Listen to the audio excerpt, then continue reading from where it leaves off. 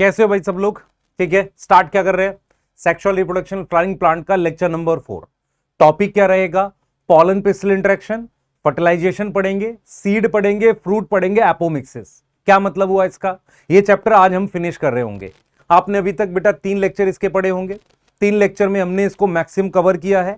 आज last lecture में इसको पूरा कंप्लीट कर लेंगे। ठीक है, और दूसरी चीज क्या है बेटा, हम लोग इसके बाद जो स्टार्ट करने वाले हैं वो हम लोग स्टार्ट करेंगे जेनेटिक्स। तो मैं आपसे कमेंट में ये जरूर जानना चाहूंगा कि यार जेनेटिक्स में क्या आपको क्लास 11th के बेसिक्स हैं? अगर आप चाहोगे तो मैं क्लास 11th के बेसिक का एक सेपरेट 1 घंटे का लेक्चर डाल दूंगा जो जेनेटिक्स देखने के लिए बहुत इंपॉर्टेंट है। फिर मैं आपको स्टार्ट करूंगा जेनेटिक्स वाला पार्ट, ताकि आप इजीली सारी चीजें करते हुए चले जाएं। क्लियर है? तो आप मुझे कमेंट में जरूर बताएंगे। ठीक है, तो स्टार्ट करें लेक्चर को। अच्छा, लेक्चर कैसे करना है? आपने अपने नोट्स प्रॉपर बनाने। सर क्या मैं पुराने नोट्स रिवाइज कर सकता हूं? कर सकता है। सर क्या मैं एनसीईआरटी रिवाइज कर सकता हूं? कर सकता है। लेकिन तुझे क्या करने हैं? नोट्स सही से बनाने हैं बेटा। अगर नहीं बने तो बनाने हैं, और अगर बने हुए तो बहुत अच्छा है, उसको आगे लेके चलते हैं। तो स्टार्ट करेंगे। सबसे पहले स्टार्ट करेंगे बेटा आपको। ठीक है, हमने ये टॉपिक आज करना है, pollen pistil interaction, fertilisation, embryo endosperm development, seed fruit apomixis, polyembryony. ठीक है, जिन बच्चों ने पहले 3 लेक्चर नहीं देखे हैं प्लीज उसे देख ले, आपके लिए बेटर रहेगा, आपको सारा समझ आ जाएगा। ठीक है, ये टॉपिक दिख रहा है आपको क्या क्या करा रहे हैं? Pollen pistil interaction, fertilisation, embryo development, endosperm development, seed और फ्रूट के बारे में, एपोमिक्सिस, पॉलीएम्ब्रियोनी। ये आज हम लोग लेक्चर नंबर 4 में कर रहे हैं। ठीक है, सबसे पहला टॉपिक स्टार्ट करते हैं पॉलन पिस्टिल इंटरेक्शन को। ठीक है, रेडी हो? बिल्कुल बिल्कुल तैयार हो? पूरा फोकस देना, आपको समझ में आ जाएगा। लास्ट टॉपिक हमने पढ़ा था पॉलिनेशन। पॉलिनेशन क्या था, याद आया तुझे बेटा? पॉलिनेशन था किसी तरीके से पॉलन ग्रेन स्टिग्मा पे ट्रांसफर हो गया। ठीक है, उसकी हमने टाइप पढ़ी थी, सेल्फ पॉलिनेशन, क्रॉस पॉलिनेशन, और फिर हमने पढ़ा था पॉलिनेटिंग एजेंट, कौन कौन से तरीके हैं जिनसे ये पॉलिनेशन होती है, और फिर हमने आउटब्रीडिंग डिवाइसेस की बात करी थी। अब हम टॉपिक पढ़ रहे हैं पॉलन पिस्टिल इंटरेक्शन। तो जब हम बात करते हैं पॉलन पिस्टिल इंटरेक्शन की, तो आपके सामने मैंने पिस्टिल बना रखा है। ठीक है, ये मैंने क्या कर रखा है, एक पिस्टिल बना रखा है। ये पिस्टिल है बेटा, आप देख लो, दिस इज पिस्टिल, ये पिस्टिल है एक। ठीक है, स्टिग्मा स्टाइल ओवरी वाला पिस्टिल है। पॉलन पिस्टिल इंटरेक्शन का मतलब क्या है कि एक बार पॉलन ग्रेन यहां गिर जाएगा, या तो एक्सेप्ट होगा या रिजेक्ट होगा। तो पॉलन पिस्टिल इंटरेक्शन टॉपिक का मतलब है कि एक बार जब पॉलन ग्रेन यहां गिर जाए, उसके बाद वो पॉलन ट्यूब बना ले, और पॉलन ट्यूब की क्या हो जाए, एंट्री हो जाए ओव्यूल के अंदर। ये सारे इवेंट को हम क्या बोलते हैं, पॉलन पिस्टिल इंटरेक्शन। मतलब क्या हुआ, पॉलन ग्रेन स्टिग्मा पे गिर गया, पॉलन ट्यूब बन के एंट्री हो गई किसमें, ओव्यूल में। इस तक के सारे जितनी भी चीजें होती हैं उन्हें पॉलन पिस्टिल इंटरेक्शन कहते हैं। इसमें फर्टिलाइजेशन नहीं आता, और ये प्री फर्टिलाइजेशन चेंज का लास्ट टॉपिक है। तो हम क्या लिखेंगे बेटा, ध्यान से देखना मैं क्या लिख रहा हूं। मैं लिख रहा हूं, इसका मतलब क्या है, ऑल इवेंट, सारे के सारे इवेंट्स। कहां से? आफ्टर पॉलन को डिपॉजिट किया गया है। डिपॉजिट का मतलब ट्रांसफर किया गया ऑन स्टिग्मा से कहां तक, टिल एंट्री। एंट्री कहां पर, एंट्री इनटू ओवरी। तो ओवरी के अंदर एंट्री तक के सारे इवेंट को हम क्या बोलते हैं, पॉलन पिस्टिल इंटरेक्शन। ये देख लो, ये पॉलन है बेटा, ये भी पॉलन, ये इसने क्या बना दिया, पॉलन ट्यूब। पॉलन ट्यूब में मेल गैमेट होते हैं, पॉलन ट्यूब ऐसे ग्रो कर रही है, और फिर वो पॉलन ट्यूब यहां से एंटर करेगी। तो पॉलन ग्रेन यहां गिरने के बाद से लेकर एंट्री ऑफ पॉलन ट्यूब किसके अंदर, ओव्यूल के अंदर, इस सारे इवेंट को हम क्या बोलते हैं, पॉलन पिस्टिल इंटरेक्शन कहते हैं। इस पे हमारे पास क्या क्या चीजें आएंगी? सबसे पहले आएगा पॉलन ऑन स्टिग्मा।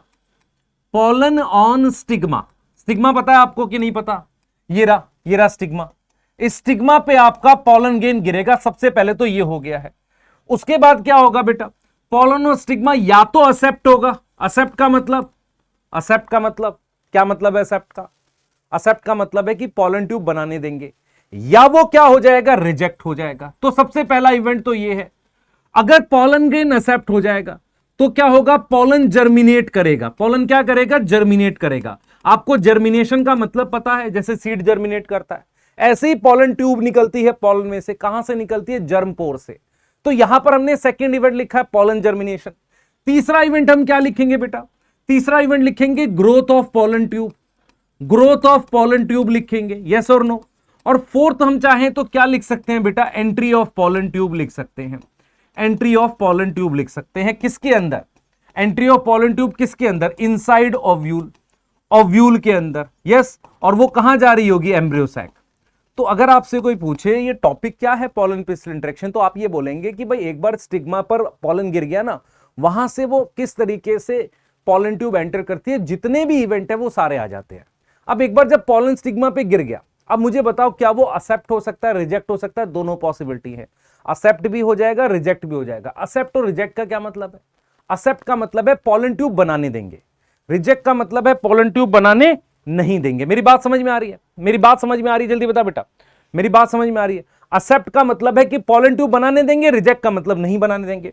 तो सबसे पहला इवेंट है पॉलन ऑन स्टिग्मा। अब देखिए, ध्यान से देखिए बेटा, मेरे पास क्या है, ध्यान से सुनो बेटा, मेरे पास क्या है, पॉलन ऑन स्टिग्मा। सबसे पहले मेरे पास pollen on stigma can be rejected, उसको रिजेक्ट कर सकते हैं।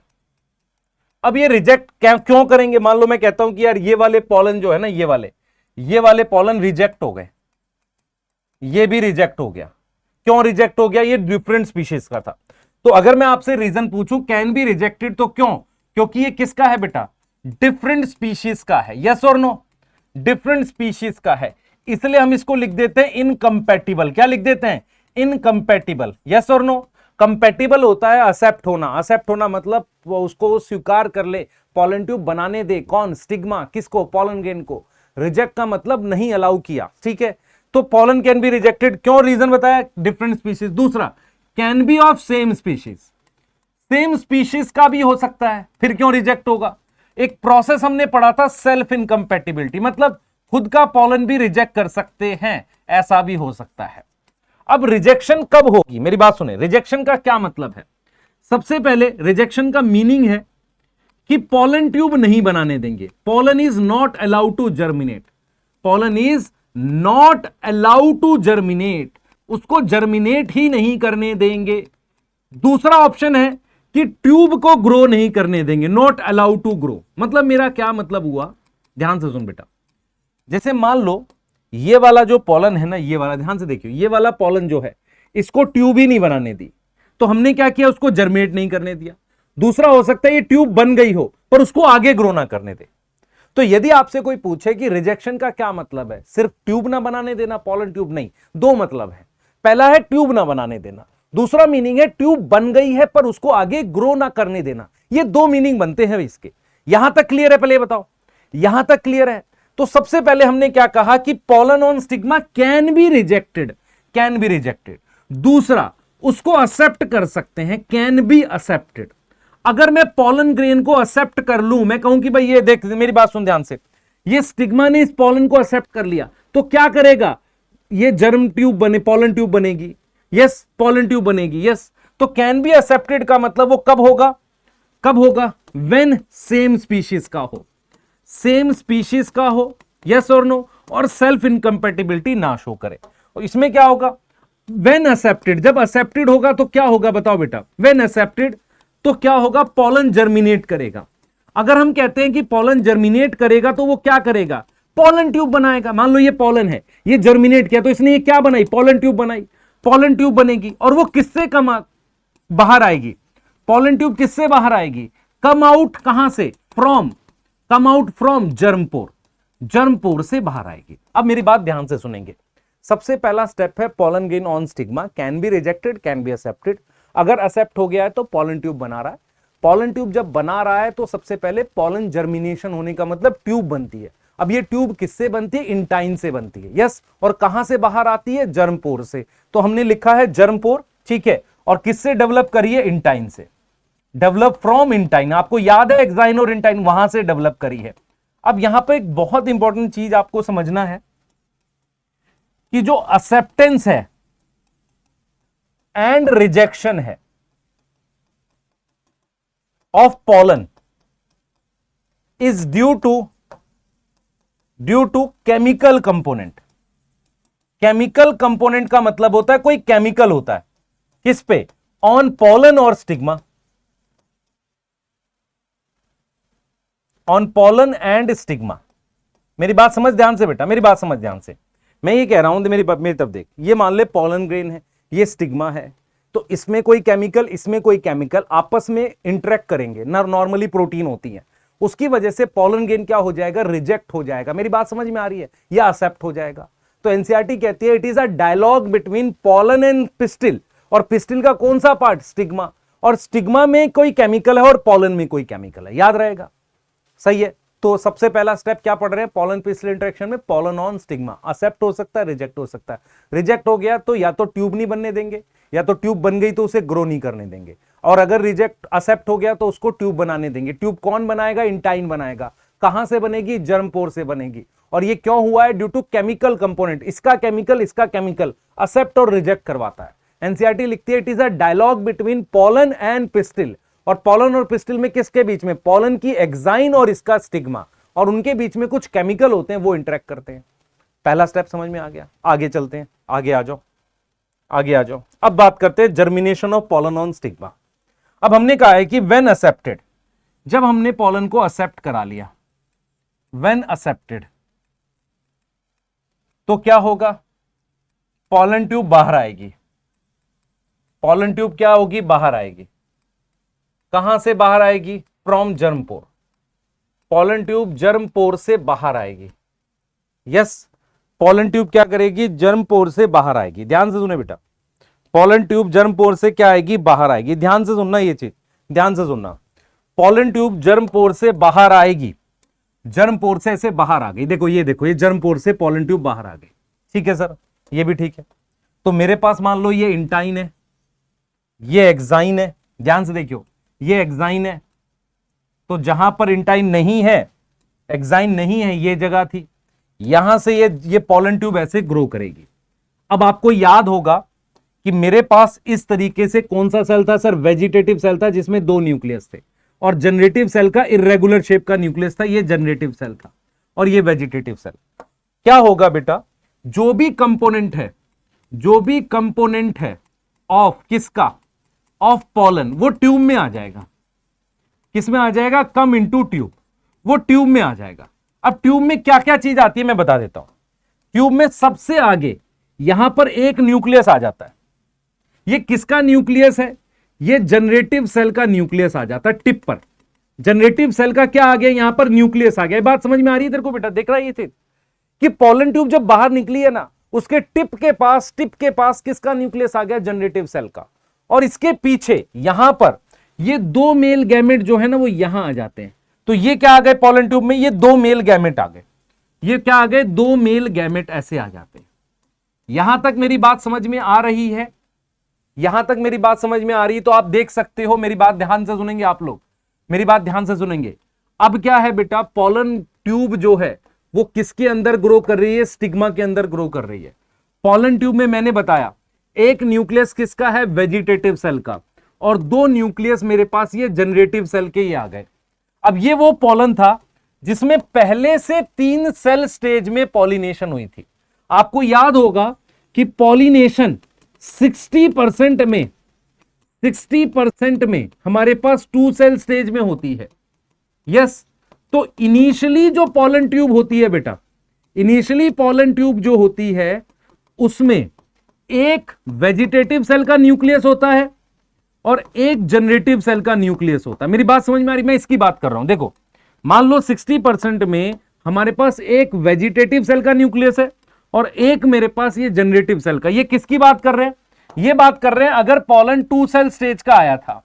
यस, लेकिन क्या होगा जब ट्यूब बन जाती है तो स्टिग्मा के अंदर ही डिवाइड करके, क्वेश्चन नीट में पूछ सकता है, स्टिग्मा के अंदर ही डिवाइड करके ये 2 मेल गैमेट बन गए। समझ में आया। तो इस केस में क्या होगा कि जब पॉलन जर्मिनेट कर जाएगा, पॉलन जर्मिनेट कर जाएगा, तो nucleus of vegetative cell, nucleus of vegetative cell क्या करेगा, वो डिवाइड करके क्या बना देगा, 2 male gamete, divide into stigma pollen tube में, जो कहां पर है, इन स्टिग्मा है, स्टिग्मा में है, और वो क्या बना देगा, 2 मेल गैमेट। क्या बना देगा, 2 मेल गैमेट। मेरी बात समझ में आई। देखो, अगर 3 सेल स्टेज में पॉलिनेशन हुई है तो स्टार्टिंग से एक वेजिटेटिव सेल का न्यूक्लियस है और 2 मेल गैमेट है। मेरी बात समझ में आ रही है। लेकिन अगर मेरे पास ये वीसी का न्यूक्लियस है और ये एक जीसी का न्यूक्लियस है, अब ये जो जीसी का न्यूक्लियस है ये डिवाइड करके 2 मेल गैमेट बना रहा है, पर ये बना किस में रहा है, जब स्टिग्मा में पॉलन ट्यूब आ चुकी है तब। क्लियर है। अगर हम बात करते हैं 40% पॉलन में कैसे हुई है, पॉलिनेशन कितने में हुई है बेटा, पॉलिनेशन हुई है 3 सेल स्टेज में। तो स्टार्टिंग से मेरे पास क्या है, स्टार्टिंग से 2 मेल गैमेट है और एक वेजिटेटिव सेल का न्यूक्लियस है। क्या यहां तक क्लियर है? तो मैं रिपीट कर देता हूं। अब क्या हुआ है, पॉलन ग्रेन को अलाउ कर दिया, तू जर्मिनेट कर जा। अब वो जर्मिनेट कर रहा है। आप याद करिए पॉलिनेशन 2 तरीके से हुई थी, 3 सेल स्टेज, 2 सेल स्टेज। अगर 2 सेल स्टेज में होगी तो पॉलन ट्यूब में आगे वेजिटेटिव सेल का न्यूक्लियस है, पीछे जनरेटिव सेल का। अब क्या होगा, जब पॉलन ट्यूब थोड़ी ग्रो कर जाएगी तो स्टिग्मा के अंदर डिवाइड कर जाएगा न्यूक्लियस। ये न्यूक्लियस स्टिग्मा के अंदर डिवाइड करके 2 मेल गैमेट बना देगा। और अगर पॉलिनेशन 3 सेल स्टेज में हुई है तो स्टार्टिंग से ही मेरे पास 2 मेल गैमेट और ये वीसी का न्यूक्लियस है। इसका मतलब ये है कि आपको ये समझ में आना चाहिए कि पॉलन ग्रेन का सारा कंटेंट पॉलन ट्यूब में आ गया। जितने भी न्यूक्लियस थे, 2 थे 2 आ जाएंगे, 3 थे 3 आ जाएंगे, और जो 2 थे बाद में वो 3 में कन्वर्ट हो जाएंगे। अब ये पॉलन ट्यूब किस में ग्रो करेगी, स्टाइल में ग्रो करेगी। किस में ग्रो करेगी, स्टाइल में। ये मेरे पास क्या है, स्टाइल। तो अब पॉलन ट्यूब स्टाइल में ग्रो करेगी। तो हमने पहला पॉइंट देखा, एक्सेप्ट हो सकता है, रिजेक्ट हो सकता है। फिर हमने देखा एक्सेप्ट हो गया तो पॉलन ट्यूब बनेगी। पॉलन ट्यूब कहां से बाहर आएगी, जर्म पोर से। पॉलन ट्यूब में आगे किसका न्यूक्लियस होगा, वेजिटेटिव सेल का। पीछे किसके न्यूक्लियस होंगे, जनरेटिव सेल के। यहां तक क्लियर है आपको? अब आप ग्रोथ ऑफ पॉलन ट्यूब की बात करते हैं। अब अगर आप ध्यान से देखेंगे, पॉलन ट्यूब में ये वेजिटेटिव सेल का न्यूक्लियस है और इसके पीछे ये 2 मेल गैमेट है। अब पॉलन ट्यूब इसके अंदर स्टाइल के अंदर ग्रो कर रही है। स्टाइल के अंदर क्या, ये खोखली होती है स्टाइल, तो इसके अंदर आसानी से ग्रो करती है। तो पॉलन ट्यूब क्या करती है बेटा, पॉलन ट्यूब में किसका न्यूक्लियस है, nucleus of vegetative cell plus 2 male gamete है। और ये क्या करती है, ग्रो करती है स्टाइल में। अब ये स्टाइल में ग्रो कर रही है। स्टाइल कैसा होता है, होलो होता है, होलो स्टाइल होता है। यस और नो, ये ध्यान रखना है। आपको ये भी ध्यान रखना है, कुछ ऐसे प्लांट्स होते हैं जिनमें स्टाइल जो होता है वो सॉलिड होता है, वहां सेल्स होते हैं, स्टाइल इज सॉलिड। तो वहां पर मेरे पास क्या होता है बेटा, ट्रांसमिशन टिश्यू होता है। ट्रांसमिशन टिश्यू का मतलब एक तरह का टिश्यू होता है जिसमें से ये पॉलन ट्यूब ग्रो करते हुए आगे बढ़ती है। मेरी बात समझ पा रहे हो, मेरी बात समझ पा रहे हो, बताओ बेटा। एक तरीके से मेरे पास क्या होता है, ट्रांसमिशन टिश्यू होता है। क्लियर है, ये बात समझ में आ रही है, ट्रांसमिशन टिश्यू होता है। तो हमारे पास ये इस तरीके से ग्रो करती है पॉलन ट्यूब, ऐसे इस तरीके से ये ग्रो करते हुए आगे बढ़ती है। क्लियर है बेटा, बताओ क्लियर है? अब आगे चलते हैं। अब यहां पर जब ये ग्रो करते हुए आगे बढ़ती है, ऐसे ग्रो करते हुए आगे बढ़ती है, अब ये एंटर करेगी किसमें, ओव्यूल में एंटर करेगी। सॉलिड स्टाइल क्या होता है मैं आपको दिखाता हूं। जैसे मान लो ये एक ऐसे स्टाइल है, इसमें सेल्स हैं, तो इन सेल्स के बीच में ये जैसे स्टाइल है, ऐसे सॉलिड स्टाइल है, इन सेल्स के बीच में गैप बनता है, ऐसे इस तरीके का गैप बन जाता है। इस गैप को हम कहते हैं ट्रांसमिशन टिश्यू। मतलब सेल्स तो हैं ही पहले से, ये सेल्स हैं बेटा, आपको समझ में आ रहा है, ये सेल्स तो हैं। इस सेल्स के बीच में से जगह बनती है ऐसे, इसको हम क्या बोलते हैं, ट्रांसमिशन टिश्यू बोलते हैं। क्या बोलते हैं बेटा, इसको ट्रांसमिशन टिश्यू कहते हैं। तो ये ग्रोथ हो रही है पॉलन ट्यूब की। क्लियर, आगे चलते हैं। अब हम बात करते हैं एंट्री ऑफ पॉलन ट्यूब। ध्यान से सुनेंगे, हम बात कर रहे हैं किसकी, एंट्री ऑफ पॉलन ट्यूब की हम बात कर रहे हैं। बहुत ध्यान से सुनना जो मैं आपको बता रहा हूं। आपको पता है कि यार पॉलन ट्यूब में यहां पर वेजिटेटिव सेल का न्यूक्लियस है और इसके पीछे 2 मेल गैमेट है। आपको समझना पड़ेगा कि मेरे पास ये स्ट्रक्चर क्या है, ओव्यूल है। अब पॉलन ट्यूब ये ऊपर से आई है, पॉलन ट्यूब को पता है नहीं होता किधर से जाना है, तो पर पॉलन ट्यूब को एंट्री कहां से मिलती है, माइक्रोपाइल से, जहां इंटेगुमेंट नहीं होती। तो सबसे पहला क्या होता है बेटा, पॉलन ट्यूब कहां से एंटर करती है, enter from micropyle and. Micropyle and से क्यों एंटर करती है बता बेटा, सोच के बताइए। क्योंकि वहां पर क्या एब्सेंट है, इंटेगुमेंट एब्सेंट है। यस और नो, इंटेगुमेंट एब्सेंट है। अब आपको समझना पड़ेगा कि पॉलन ट्यूब किसमें एंटर करती है, पॉलन ट्यूब एंटर करती है सिनर्जिड में, इनटू सिनर्जिड। अब मेरी बात सुनना ध्यान से, ये जो मेरे पास वेजिटेटिव सेल का न्यूक्लियस था, इसका इतना ही काम था कि ये पॉलन ट्यूब को यहां लेकर आए। यस, ठीक है, इसका काम खत्म हो गया। तो होता क्या है बेटा, जस्ट बिफोर एंट्री हमारे पास न्यूक्लियस ऑफ वेजिटेटिव सेल, क्योंकि अगर आप ध्यान से देखो ये जो पॉलन ट्यूब आ रही है ऐसे, इसमें आगे की तरफ क्या था, ये वेजिटेटिव सेल का न्यूक्लियस था, पीछे दो हैप्लॉइड न्यूक्लियस हैं जो किसके हैं, मेल गैमेट है। तो ये जो वेजिटेटिव सेल का न्यूक्लियस है ये क्या हो जाएगा, डीजनरेट मतलब खत्म हो जाएगा, क्योंकि इसका काम खत्म हो गया। और अब सिर्फ क्या रह जाएंगे, ये दो मेल गैमेट रह जाएंगे। ये दो मेल गैमेट एंटर करते हैं किसमें, एंटर करते हैं with pollen tube, pollen tube के साथ किसमें एंटर करते हैं बेटा, into any one of the synergid, किसी भी एक सिनर्जिड में एंटर करते हैं। क्या मेरी बात समझ में आ रही है? जैसे यहां एम्ब्रियो सैक है, यहां पर ये एग सेल है, मान लो ये दोनों सिनर्जिड हैं, तो किसी एक सिनर्जिड में ये पॉलन ट्यूब एंटर करेगी, इसमें ये वेजिटेटिव सेल का न्यूक्लियस टूट जाएगा, ये दो मेल गैमेट एंटर करते हैं, क्योंकि वेजिटेटिव न्यूक्लियस का काम था उसको पॉलन ट्यूब को वहां तक लेकर आना। क्या यहां क्लियर है? बिल्कुल, यहां तक बिल्कुल क्लियर है, जल्दी बता दो।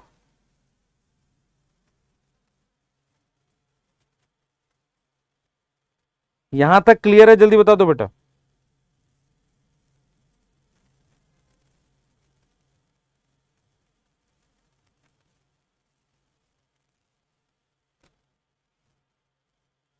यहां तक क्लियर है? सोचो सोचो।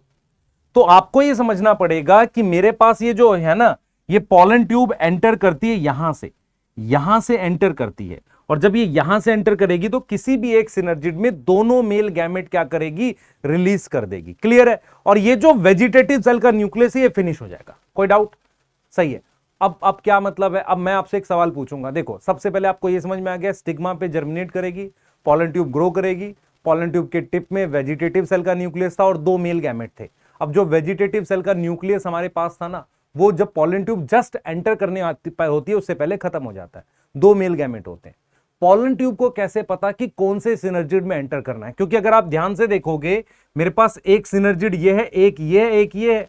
अब ये जो सिनर्जिड है ना बेटा, इसमें फिलीफॉर्म अपरेटस होता है ऐसे, और ये एग सेल है बीच में, इनमें न्यूक्लियस, ये एग सेल है, ये क्या है, एग सेल है। अब क्या होता है, इन दोनों सिनर्जिड में से कोई एक पहले टूटना स्टार्ट कर देता है। मैं रिपीट कर रहा हूं, पॉलन ट्यूब की आंखें तो है नहीं, तो कोई एक सिनर्जिड पहले टूटना स्टार्ट कर देता है। तो मैं यहां पर लिख देता हूं, any one of the synergid क्या कर रहा है, स्टार्ट डीजनरेटिंग, वो टूटना स्टार्ट कर देता है, वो चाहता है कि टूट जाऊं। तो कोई एक सिनर्जी टूटना स्टार्ट कर देता है, डीजनरेट करना स्टार्ट कर देता है।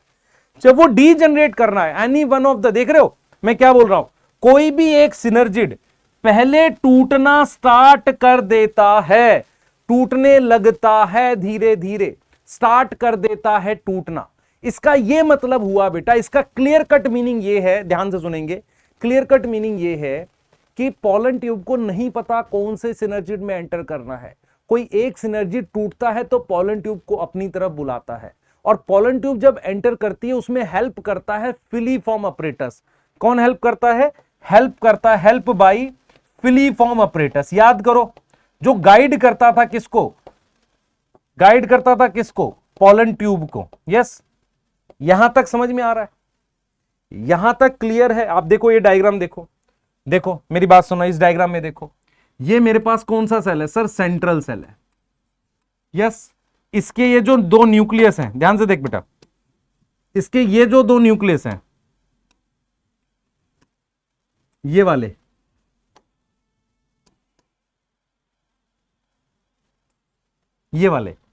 इसको कह रहे हैं पोलर न्यूक्लियाई। यस, ये तुझे समझ में आ रहा है, सिनर्जिड है। ये क्या है, एक्सेल है बीच में, दिख रहा है, ये एक्सेल है, सिनर्जिड है। ये क्या है, फिलीफॉर्म अपरेटस है। अब देख पॉलन ट्यूब कैसे एंटर करती है, ये फिलीफॉर्म अपरेटस इसको अपनी तरफ बुला रहा है। पॉलन ट्यूब अंदर जाती है और दोनों मेल गैमेट ऐसे फट जाती है पॉलन ट्यूब। मेरी बात समझिए ध्यान से, पॉलन ट्यूब अंदर जाती है और इस तरीके से पॉलन ट्यूब बेटा मेरे पास ऐसे फट जाती है, मतलब पॉलन ट्यूब इस तरीके से फट जाती है और उसके दोनों मेल गैमेट, ये दोनों मेल गैमेट रिलीज हो जाते हैं। ये ध्यान से देख बेटा, ध्यान से सुन, ये दो मेल गैमेट देख, ये पॉलन ट्यूब है, ये क्या है, दो मेल गैमेट है। यस, पॉलन ट्यूब एंटर कर गई और ये फट गई, तो ये दोनों मेल गैमेट ये सिनर्जिड में रिलीज हो गए। तो मैं यहां पर लिख रहा हूं इस बात को बेटा कि बोथ मेल गैमेट कहां रिलीज हुए हैं, release into any synergid, release into any one of the synergid. Repeat कर दूं एक बार, देख पॉलन ट्यूब यहां आ गई, इसका वेजिटेटिव सेल का न्यूक्लियस टूट गया, सही है। अब ये बच गए दो male gamete, pollen tube enter करती है और फट जाती है। फटने का मतलब समझ में आ रहा है, यहां पे पॉलन ट्यूब बर्स्ट हो जाती है। तो जब पॉलन ट्यूब हमारे पास बर्स्ट हो जाती है बेटा, तो वो अपना यहां पे बर्स्ट हो गई, समझ इस बात को, पॉलन ट्यूब क्या हो गई, यहां पर ऐसे बर्स्ट हो गई, फूट गई, फट गई ऐसे। उससे क्या होगा, ये जो एक मेल गैमेट है, देख एक मेल गैमेट चला जाएगा एग सेल में और दूसरा मेल गैमेट चला जाएगा सेंट्रल सेल में, क्योंकि यहां पर गैप होता है। यहां पर क्या होता है बेटा, प्लाज्मोडेस्माटा कनेक्शन होते हैं यहां पर। तो एक मेल गैमेट कहां चला गया, समझ इस बात को कि एक मेल गैमेट हमारे पास कहां चला गया, एक मेल गैमेट यहां आ गया, दूसरा मेल गैमेट ये सेंट्रल सेल में चला गया। तो देख ये दो मेल गैमेट है, दिख रहा है ये कितने मेल गैमेट है सर, दो मेल गैमेट है। इसमें से दोनों कहां रिलीज हो गए सर, सिनर्जिड में। तो एक चला गया इसमें, ये सेल कौन सा, एग सेल में, एग सेल में चला गया। मतलब एक मेल गैमेट, ये देख रहा है, ये एक मेल गैमेट यहां से एग सेल में चला गया, दूसरा मेल गैमेट कहां चला जाएगा, सेंट्रल सेल में। यहां होगी ट्रिपल फ्यूजन, यहां होगी सिनगैमी। तो याद हो जाएगा, ये याद हो जाएगा मेरे हिसाब से। तो हम बिल्कुल क्लियर हैं बेटा, माइक्रोपाइल साइड से पॉलन ट्यूब एंटर करती है क्योंकि वहां इंटेग्यूमेंट नहीं है। पॉलन ट्यूब की एंट्री से पहले वेजिटेटिव सेल का न्यूक्लियस टूट जाता है। जनरेटिव सेल के जो दो मेल गैमेट हैं या जो दो मेल गैमेट हैं वो दोनों एंटर करते हैं किसी एक किस्म, किसी एक पॉलन ट्यूब में एंटर करते हैं, किसी एक में एंटर करते हैं। अब क्या होता है बेटा, जिस भी किसी एक किस में एंटर करते हैं, सिनर्जिड में एंटर करते हैं। जिस भी सिनर्जिड में वो एंटर किए वहां दोनों मेल गैमेट को रिलीज कर देते हैं, दोनों मेल गैमेट को वहीं रिलीज कर देते हैं। एक मेल गैमेट चला जाता है एग सेल में और दूसरा चला जाता है किसमें, सेंट्रल सेल में। क्या यहां तक क्लियर है, क्या यहां तक क्लियर है, बताइए बेटा, यहां तक क्लियर है, जल्दी बताइए। ठीक है, चलिए आगे चलते हैं, आगे चलते हैं। अब आप देख लो ध्यान से, और क्या होगा बेटा, अब यहां से पॉलन पिस्टल इंटरेक्शन की बात करते हैं। आपको देखो मेन पॉइंट में मार्क कर रहा हूं, ध्यान से देखेंगे। अब ये कह रहा है पॉलिनेशन से गारंटी नहीं है कि फर्टिलाइजेशन हो जाएगी, कि सही टाइप का पॉलन आएगा। वो कंपैटिबल भी हो सकता है, कब, जब सेम स्पीशीज का हो।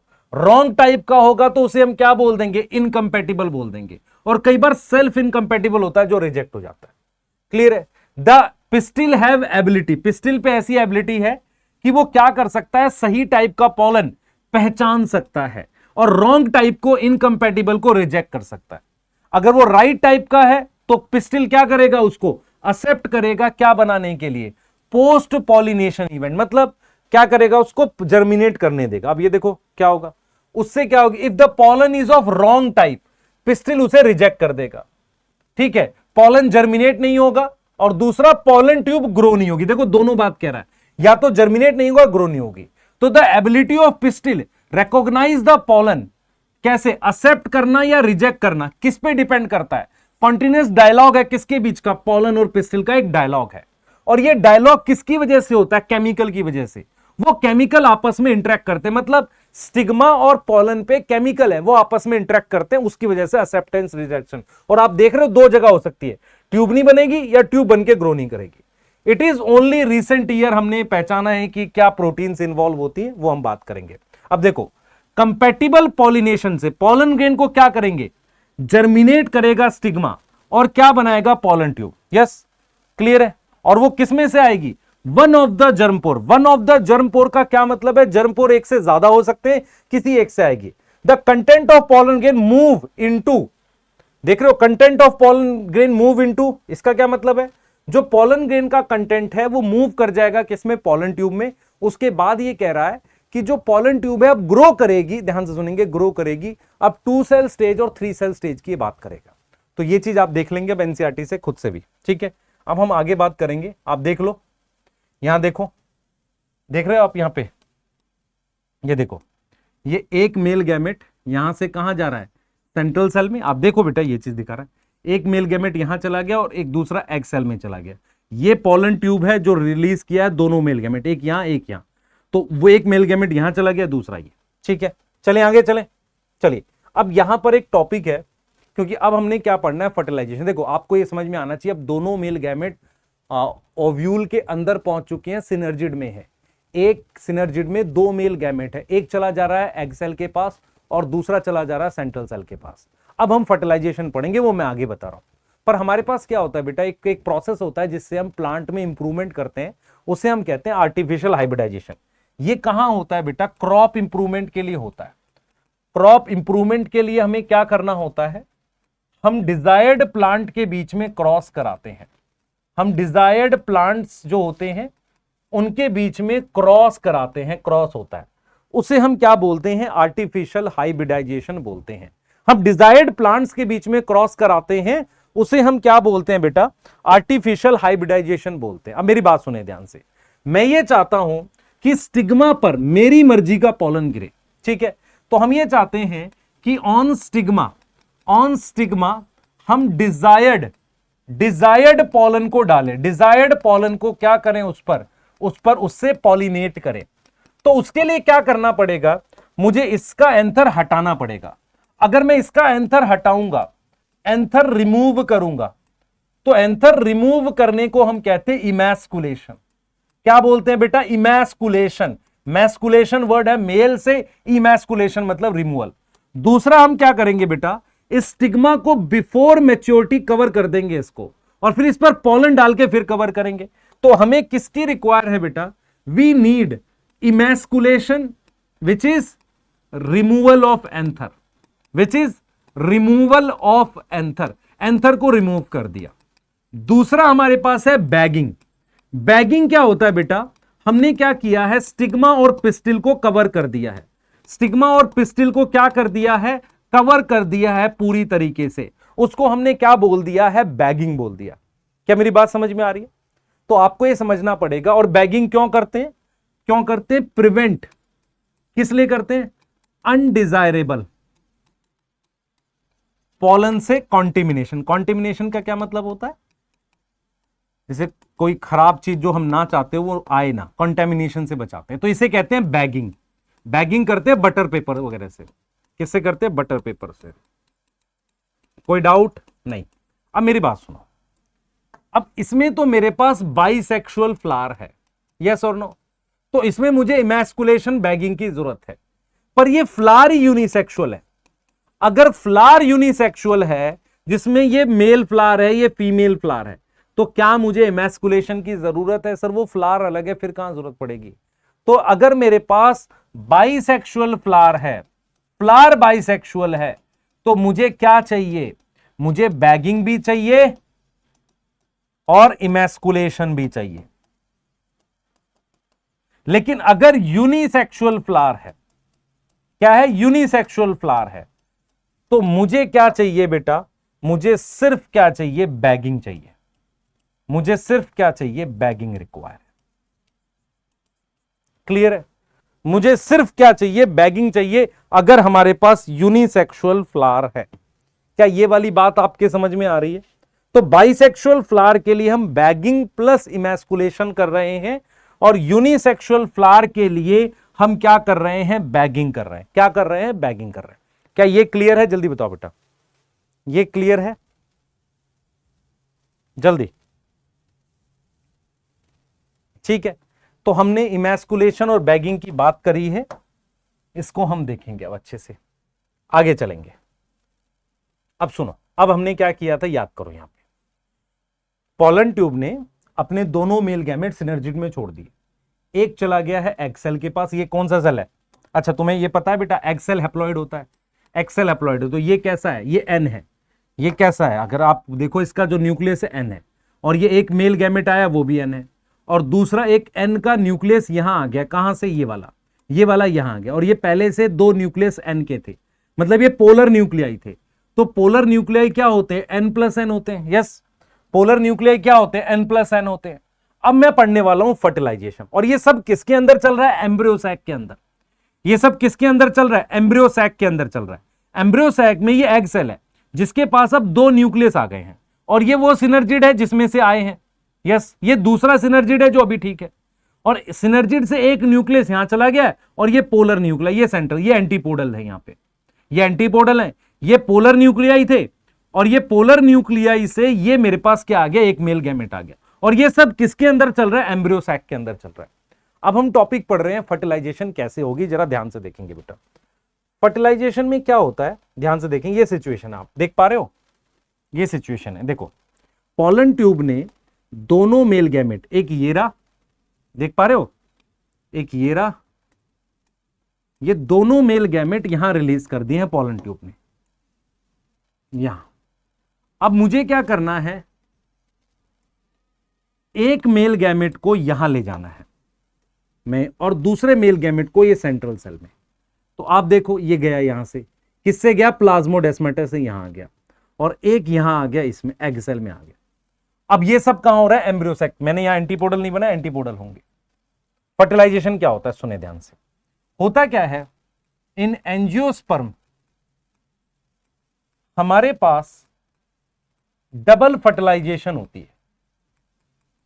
डबल फर्टिलाइजेशन होती है किसके अंदर? Inside embryo sac. Embryo sac के अंदर डबल फर्टिलाइजेशन होती है। ये वाला जो मेल गैमेट है, ये तो सबसे पहले हम लिखते हैं सिनगैमी। सिनगैमी क्या होता है? मेल गैमेट फ्यूज करता है न्यूक्लियस ऑफ एग सेल,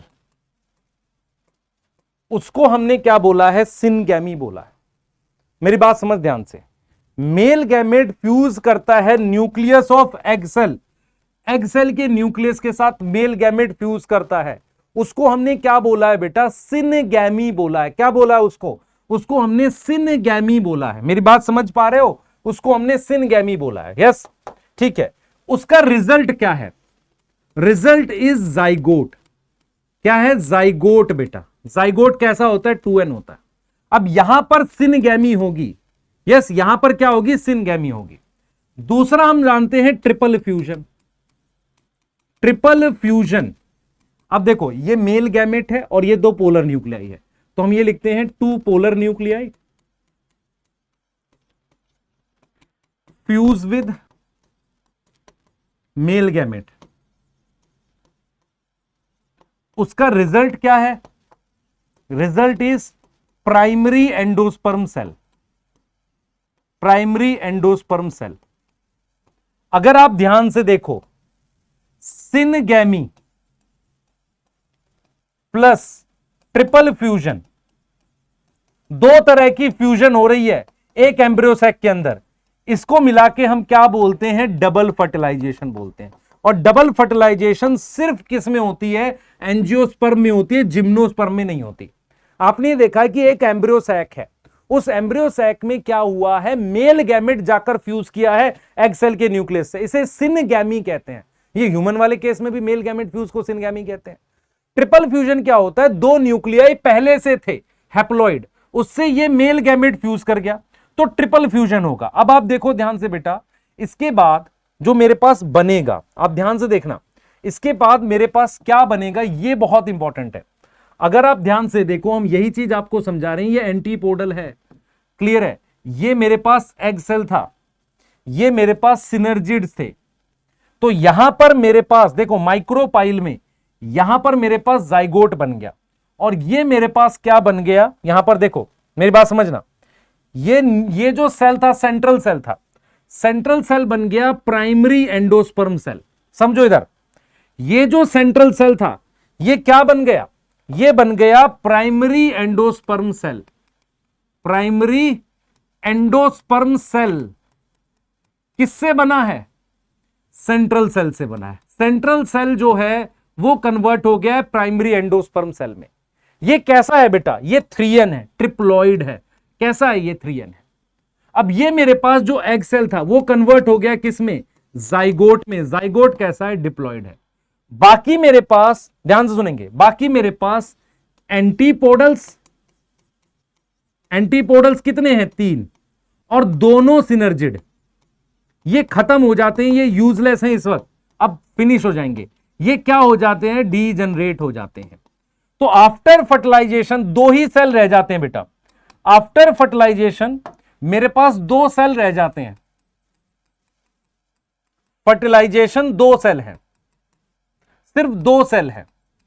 कौन से दो सेल हैं? ए जाइगोट, कैसा है सर? डिप्लॉइड है, किसकी तरफ है? टुवर्ड्स माइक्रोपाइल है, किसकी तरफ है बेटा? माइक्रोपाइल की तरफ है। दूसरा मेरे पास पीईसी रह गया, वो क्या है? पीसी क्या है बेटा? एक ट्रिप्लॉइड सेल है जो फ्यूचर में, इन फ्यूचर एंडोस्पर्म फॉर्म करेगा, यस और नो? एंडोस्पर्म फॉर्म करेगा।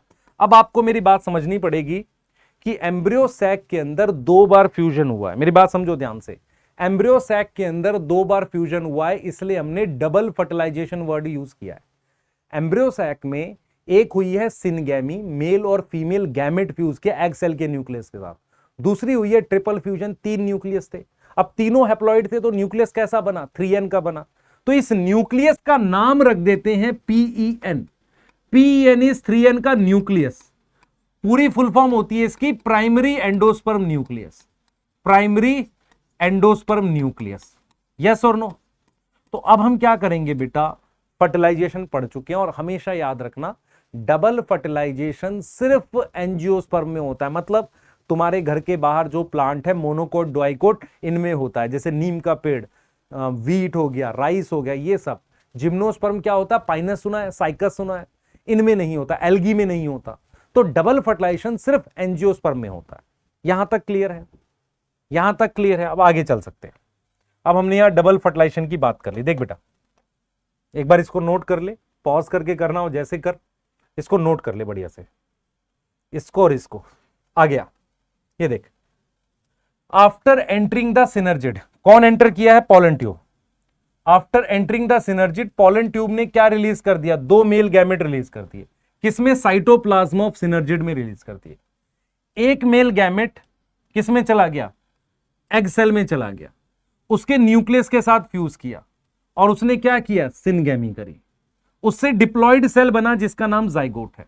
दूसरा मेल गैमेट कहां मूव किया? पोलर न्यूक्लियाई के पास गया और उसने क्या किया? उसके साथ फ्यूज किया, उससे क्या बना? Triploid 3n primary endosperm nucleus बना और उस सेल का नाम क्या है?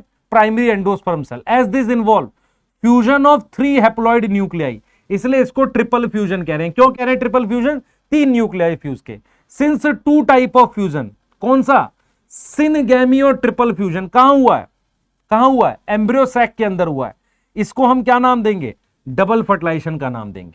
और ये किस में होता है? एंजियोस्पर्म में होता है, unique to flowering plant, yes. अब देखो क्या है, द सेंट्रल सेल जिसमें ये न्यूक्लियस था, कौन सा? प्राइमरी एंडोस्पर्म न्यूक्लियस, वो किस में कन्वर्ट हो जाएगा? प्राइमरी एंडोस्पर्म सेल में। और क्या डेवलप करेगा आगे फ्यूचर में जाके? एंडोस्पर्म। और जाइगोट क्या बनाएगा? एम्ब्रियो। तो अब हमारे पास फर्टिलाइजेशन हो गई है। अब हम क्या पढ़ेंगे बेटा? पोस्ट फर्टिलाइजेशन इवेंट पढ़ेंगे। अब आप सोचो ध्यान से, आपके पास सिचुएशन क्या है? आपके पास ये सिचुएशन है, ये ओवरी है, ये ओव्यूल है। इस ओव्यूल के अंदर जो एम्ब्रियो सैक था उसमें यहां जाइगोट है और यहां पर ये प्राइमरी एंडोस्पर्म सेल है। तो इससे तो मैं बनाऊंगा एंडोस्पर्म। एंडोस्पर्म एक टिश्यू होता है जिसमें खूब खाना होता है। जाइगोट से बनाऊंगा मैं एम्ब्रियो, जाइगोट से नेक्स्ट जनरेशन के प्लांट के लिए एम्ब्रियो बनेगा। अब ये ओव्यूल था, ओव्यूल से सीड बनाऊंगा, ओवरी से फ्रूट। ये ओवरी है बेटा, तो ओवरी से क्या बनाऊंगा? Fruit, yes. और ये ओव्यूल है, तो ओव्यूल से क्या बनाओगे? सीड, यस और नो? तो अगर हम टॉपिक पढ़ रहे हैं पोस्ट फर्टिलाइजेशन चेंजेस, तो उसमें जाइगोट से बनाऊंगा एम्ब्रियो, प्राइमरी एंडोस्पर्म सेल से एंडोस्पर्म, ओव्यूल से सीड बनाऊंगा और इस ओवरी से मैं बनाने वाला हूं फ्रूट। तो ये 4 चेंजेस होंगे पोस्ट फर्टिलाइजेशन चेंजेस। क्लियर है कि नहीं? बताइए, यहां तक समझ में आ रहा है? तो अगला टॉपिक हम क्या लेंगे बेटा? पोस्ट फर्टिलाइजेशन चेंजेस लेंगे, ठीक है। मैं आपको एक क्वेश्चन समझा रहा हूं जो आपको ध्यान रखना है, ये बहुत इंपॉर्टेंट क्वेश्चन है। अब मेरी बात समझना ध्यान से, ध्यान से समझना। मान लो कोई डिप्लॉइड प्लांट है, इस डायग्राम पे आ जाओ। मान लो कोई डिप्लॉइड प्लांट है, तो उसमें स्टिग्मा क्या होगा? 2n होगा, स्टाइल 2n होगा, ओवरी भी 2n होती, यस, ठीक है। अब मान लो ये एंथर है इस प्लांट में, तो एंथर के सारे टिश्यू क्या होते हैं, 2n होते हैं। इंटेग्यूमेंट क्या होगा सर, ये भी 2n होगा। किसको बिलोंग करेगा, पिस्टिल को बिलोंग करेगा। ओवरी क्या होगी, 2n होगी। यस। एम्ब्रियो सैक में एंटीपोडल क्या होंगे, बता बेटा। एंटीपोडल हैप्लॉइड होता है। सिनर्जिड क्या होते हैं, वो भी n होते हैं। और एग सेल क्या होता है सर, ये भी n होता है। यस। अब मेरी बात सुन ध्यान से, अगर मैं तेरे को कह रहा हूं कि ये सारी चीजें फीमेल पार्ट पे डिपेंड करती है, फीमेल पार्ट पे, और अगर प्लांट डिप्लॉयड है तो ये डिप्लॉयड है।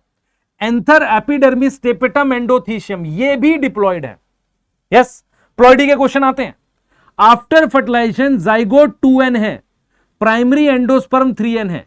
जाइगोट से एंडोस्पर्म बनता है, सॉरी जाइगोट से एम्ब्रियो बनता है, तो एम्ब्रियो भी कैसा होगा, 2n। एम्ब्रियो में बेटा मेरे पास प्लूम्यूल होता है, रेडिकल होता है, कॉटलिडन होता है। तो इसका मतलब ये इन सबकी प्लॉइडी क्या होगी सर, 2n होगी। एंडोस्पर्म कैसा होगा, 3n इससे बनेगा। तो आपको क्या समझना है बेटा, अगर कोई प्लांट डिप्लॉयड है तो उसके सारे पार्ट 2n है। हैप्लॉइड पार्ट कहां होता है, एम्ब्रियो सैक के अंदर। वेजिटेटिव जनरेटिव सेल किसके अंदर, पॉलन ग्रेन के अंदर। मेरी बात समझ पा रहे हो, पॉलन ग्रेन के अंदर। क्लियर है कि नहीं। यस। अब आगे चलते हैं।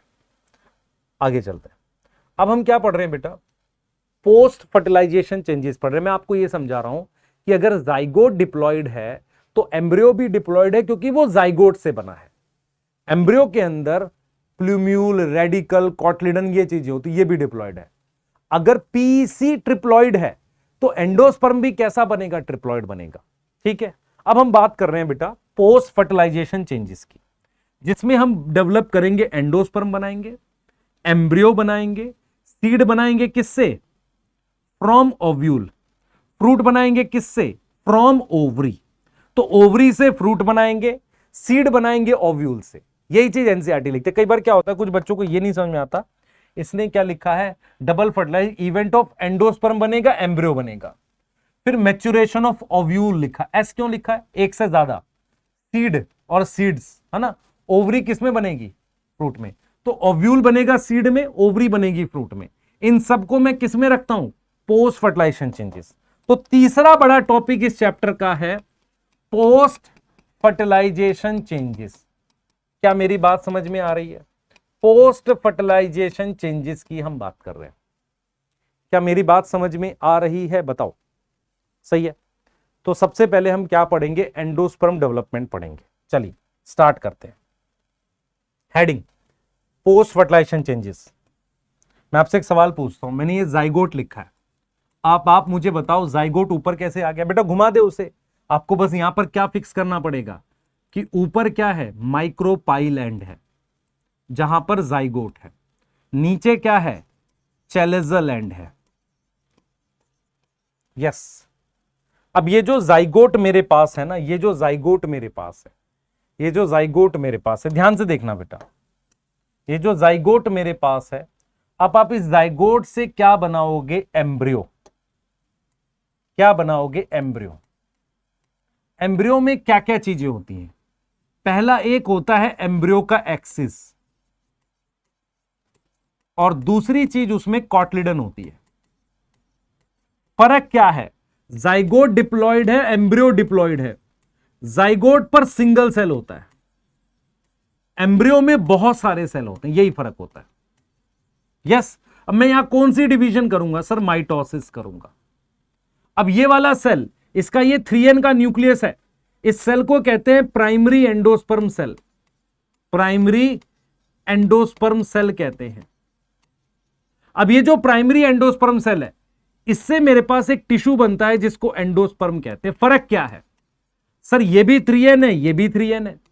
फर्क क्या है, ये टिश्यू है, इसमें एक से ज्यादा सेल प्रेजेंट है, ये टिश्यू है।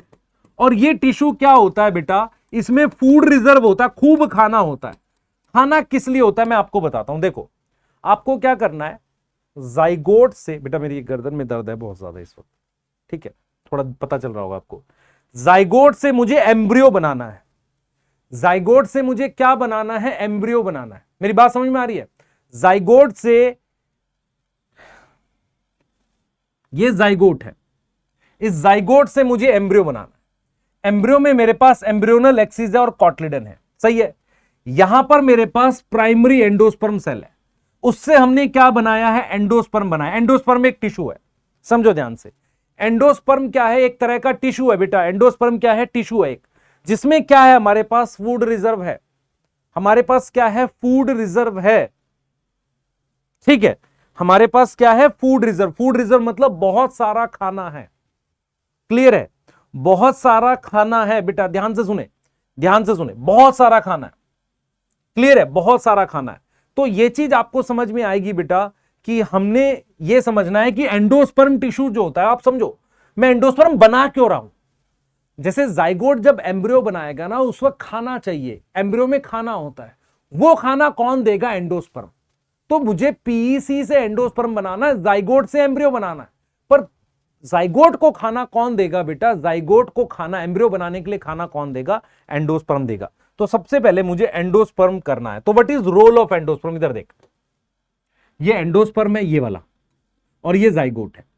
तो एंडोस्पर्म का क्या काम होता है, it provide nutrition, it provide nutrition. किसको न्यूट्रिशन देता है, टू डेवलपिंग जाइगोट या डेवलपिंग एम्ब्रियो फ्रॉम जाइगोट। मतलब क्या हुआ, इस जाइगोट से जो एम्ब्रियो बन रहा था, यहां जो खाना चाहिए, जो फूड चाहिए, वो ये देगा, डेवलपिंग एम्ब्रियो। अब इसका मतलब ये होगा, मुझे सोच के बताना, इसको पहले डेवलप करना चाहिए, इसको। तो इसका मतलब ये है कि एम्ब्रियो शुड डेवलप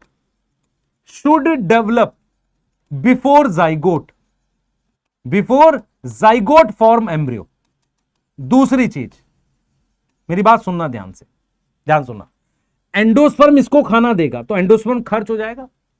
मान लो मैं कहता हूं, इधर देख, मेरी बात समझ, ये मेरे पास दो बॉक्स हैं, ये एंडोस्पर्म है, ये एम्ब्रियो है, इसका खाना इसमें चला जाए तो ये खत्म हो जाएगा ना भाई। इसमें पहले खाना क्यों बना, ये एम्ब्रियो को देने के लिए, पर अगर इसका खाना इसमें चला जाए तो ये खत्म हो जाएगा ना।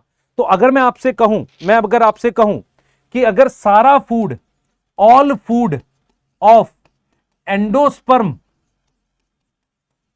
मूव कर जाए इन एम्ब्रियो, और एम्ब्रियो में कौन सी ऐसी चीज होती है जिसमें खाना होता है, कॉटलिडन।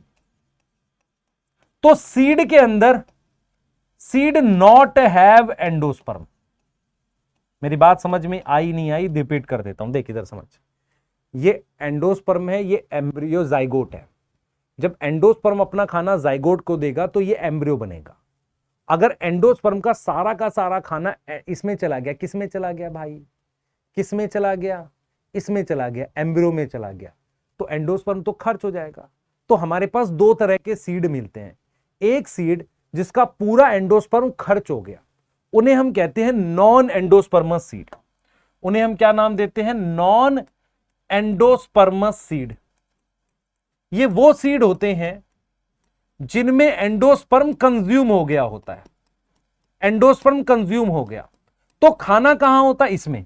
ये जो कॉटलिडन है ना, खाना इसमें होता है, इसमें फूड होता है। फूड क्यों चाहिए भाई, आगे जब प्लांट बनेगा तब चाहिए। तो ये जो कॉटलिडन है ना, इसमें खाना है, क्योंकि एंडोस्पर्म का खाना खत्म हो गया। इसका एग्जाम्पल, नॉन एंडोस्पर्मस सीड का एग्जाम्पल बेटा मेरे पास क्या है, अगर आप ध्यान से सुनेंगे, वो है मेरे पास बीन, मटर, पी, ग्राम, है ना, सोयाबीन, ये वाले। अब क्या है बेटा, ये सीड है, इसको मैं एंडोस्पर्मस कह रहा हूं। तो ये जो एंडोस्पर्मस सीड है ना, इसमें एम्ब्रियो में खाना नहीं है, एम्ब्रियो में लेस फूड है। अगर एम्ब्रियो में खाना नहीं है तो इसका मतलब एंडोस्पर्म में खाना होगा भाई, एम्ब्रियो में गया नहीं तो एंडोस्पर्म में क्या होगा, फूड रिजर्व होगा। तो आपको यह समझना पड़ेगा कि देखो भाई, सीड जब बनता है ना, तब तक एंडोस्पर्म खर्च हो जाना चाहिए। पर हमारे पास दो प्रकार के सीड होते हैं, एक जिसमें पूरा का पूरा एंडोस्पर्म खर्च हो गया, तो खाना कहां आ जाता है, कॉटलिडन में आ जाता है। खाना क्यों खर्च, मेरी बात समझ ध्यान से बेटा, एंडोस्पर्म का काम है जाइगोट को खाना देना ताकि वो एम्ब्रियो बन सके। एम्ब्रियो के पास एक खाना होता है ताकि प्लांट को डेवलप करा सके जब प्लांट सीड में से निकले। तो एंडोस्पर्म का खाना अगर एम्ब्रियो में चला गया तो एंडोस्पर्म खर्च हो जाएगा, ऐसे सीड को कहते हैं नॉन एंडोस्पर्मस। लेकिन अगर वो खाना नहीं गया, खाना नहीं गया, तो उसको हम क्या बोलेंगे, नॉन एंडोस्पर्मस। मतलब अब देखो मेरी बात सुनो, ये वाला सीड है, इसमें खाना कहां चला गया, कॉटलिडन में। किसका खाना, एंडोस्पर्म का। तो ये नॉन एंडोस्पर्मस सीड है। इसमें खाना कहां स्टोर है, कॉटलिडन में। कहां स्टोर है, कॉटलिडन में।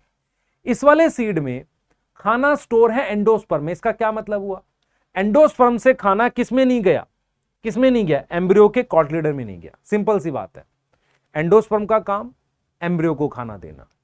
अगर एम्ब्रियो में खाना आ जाएगा तो सीड में एंडोस्पर्म बचेगा नहीं, तो हम कहेंगे नॉन एंडोस्पर्मस सीड।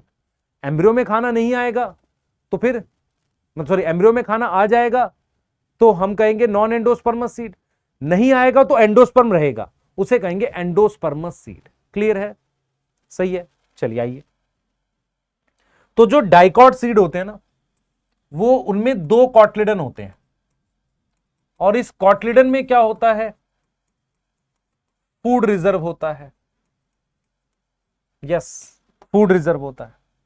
तो डाइकॉट सीड में 2 कॉटलिडन है, इस कॉटलिडन में फूड रिजर्व है बेटा, खाना है, फूड रिजर्व है। तो इसको हम क्या बोलते हैं बेटा, इसको हम बोलते हैं non endosperms seed. Non endosperms seed. Clear है, इसको हम बोलते हैं नॉन एंडोस्पर्मस सीड। ये हमारे पास क्या है, डाइकॉट सीड है। ये हमारे पास क्या है, डाइकॉट सीड है। क्लियर है, डाइकॉट सीड है। तो इसको हम कह रहे हैं कि फूड, ये नॉन एंडोस्पर्मस सीड है बेटा। इसका एग्जांपल ग्राम है हमारे पास, और क्या होगा, बीन है, कैस्टर है, सॉरी कैस्टर नहीं है, ठीक है, ग्राम है, बीन है, सोयाबीन है, ये सब है। मोनोकोट सीड क्या होते हैं, इनमें बेटा हमारे पास क्या होता है, इनमें एम्ब्रियो में खाना नहीं होता, नॉट हैव फूड रिजर्व।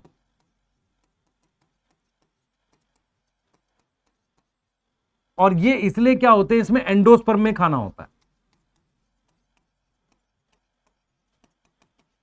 इसका एग्जाम्पल है आपके पास गेहूं, वीट, मेज, बार्ले।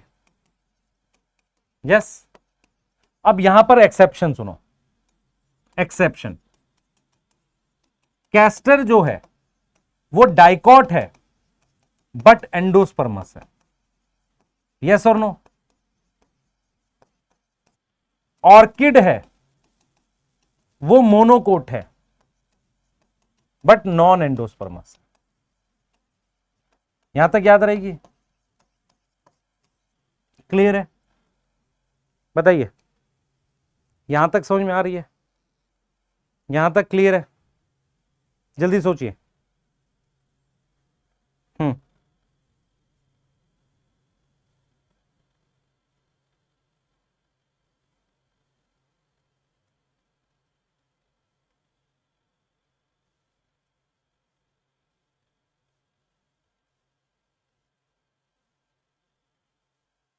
हो गया, ठीक है। आइए अब बात करते हैं एंडोस्पर्म डेवलपमेंट की। ठीक है, अब हम किसकी बात करते हैं, एंडोस्पर्म कैसे डेवलप होगा। आपको मैंने क्या सिखाया है, मैंने ये सिखाया है कि ये जो सेल है जिसका नाम प्राइमरी एंडोस्पर्म सेल है, इससे एक टिश्यू बनेगा, एंडोस्पर्म बनेगा। एंडोस्पर्म का क्या काम होता है, जब जाइगोट से एम्ब्रियो बनेगा तो खाना देना। अगर सीड के अंदर एंडोस्पर्म रह जाता है एंडोस्पर्मस सीड, नहीं रहता तो नॉन एंडोस्पर्मस सीड। एंडोस्पर्म क्यों नहीं रहता, क्योंकि खर्च हो जाता है। यहां तक मुझे लग रहा है समझ में आ गई है। अब आओ जल्दी से, अब बात करते हैं एंडोस्पर्म डेवलपमेंट की। ध्यान से सुने बेटा, एंडोस्पर्म डेवलपमेंट जो होती है ना, उसमें ये जो पीईसी है, इसमें क्या होती है, फ्री न्यूक्लियर डिवीजन होती है। फ्री न्यूक्लियर डिवीजन का मतलब है कि बहुत तेजी से डिवाइड करता है, साइटोकाइनेसिस नहीं होती। तो आपको कुछ ऐसा दिखेगा, यहां पर जाइगोट दिखेगा और यहां पर ये बहुत सारे न्यूक्लियाई दिखेंगे, बहुत सारे न्यूक्लियाई दिखेंगे, और ये सारे न्यूक्लियाई 3n होंगे पीन से। उसके बाद हमारे पास क्या होती है, साइटोकाइनेसिस होती है। एनसीईआरटी साइटोकाइनेसिस को लिखती है, सेलुलराइजेशन होती है। क्या होती है, सेलुलराइजेशन होती है। मतलब क्या हुआ, ये जो न्यूक्लियस है ना बेटा, ये न्यूक्लियस खूब सारे बन गए हमारे पास ऐसे, और ये कैसे बन गए, माइटोसिस से।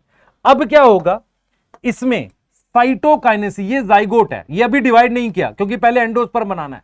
अब हमारे पास क्या हो गई, इस तरीके से साइटोकाइनेसिस हो गई, इस तरीके से क्या हो गई, साइटोकाइनेसिस हो गई, ऐसे इस तरीके से साइटोकाइनेसिस हो गई, और ये हमारे पास क्या बन गए, सेल्स फॉर्म हो गए, ये हमारे पास क्या हो गए, सेल्स फॉर्म हो गए। क्या यहां क्लियर है बात, क्या यहां क्लियर है बात पूरी तरीके से?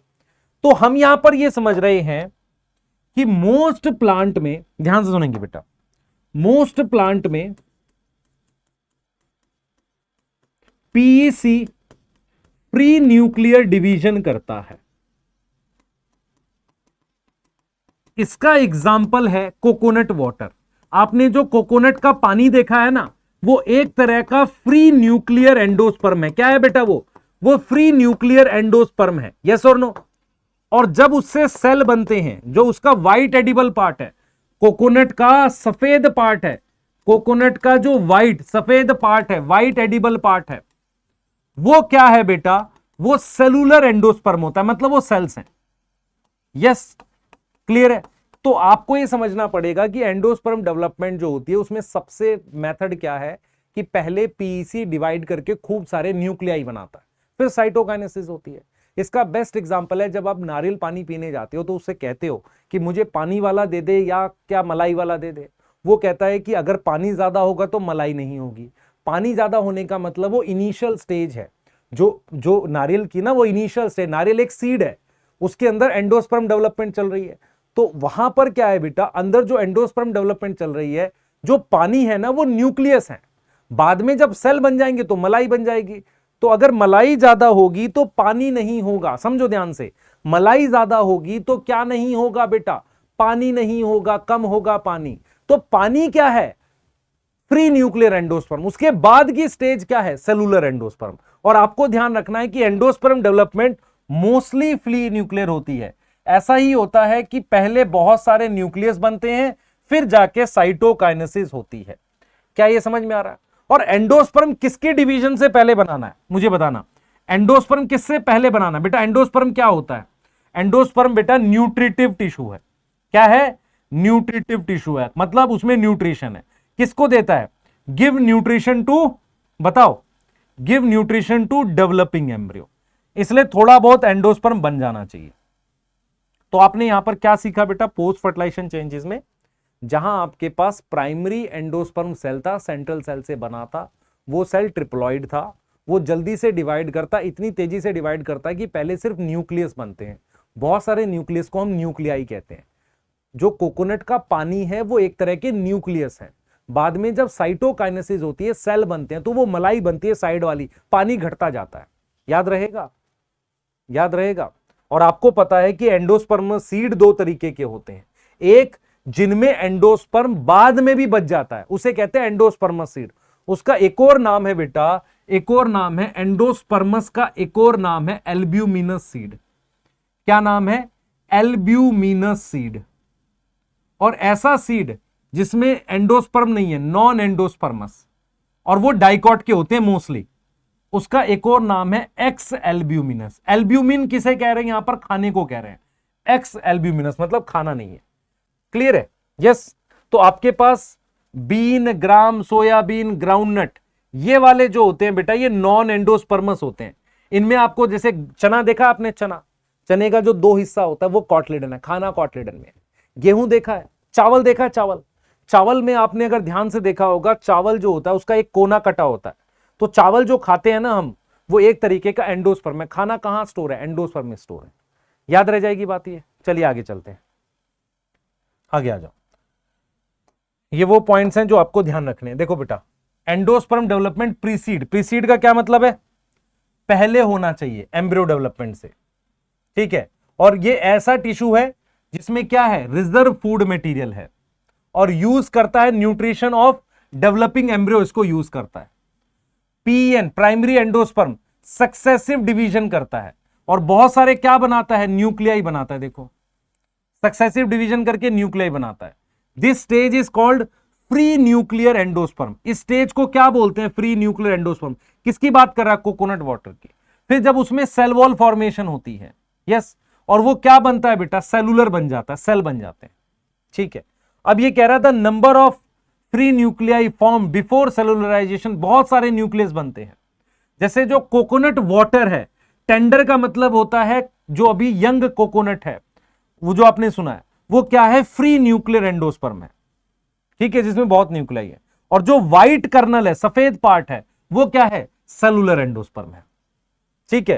कह रहा है कंप्लीटली कंज्यूम होगा, जैसे कि डेवलपिंग एम्ब्रियो की वजह से, पी में, ग्राउंडनट में, देख रहे हो, पी में, ग्राउंडनट में ऐसा होता है। क्लियर है, ये एंडोस्पर्मस नॉन एंडोस्पर्मस कह रहा है। अब हम बात करेंगे एम्ब्रियो डेवलपमेंट की। अब आपको पता है कि मोनोकोट और डाइकोट दो तरह के एंजियोस्पर्म होते हैं। हम इनमें अब एम्ब्रियो डेवलपमेंट पढ़ रहे हैं।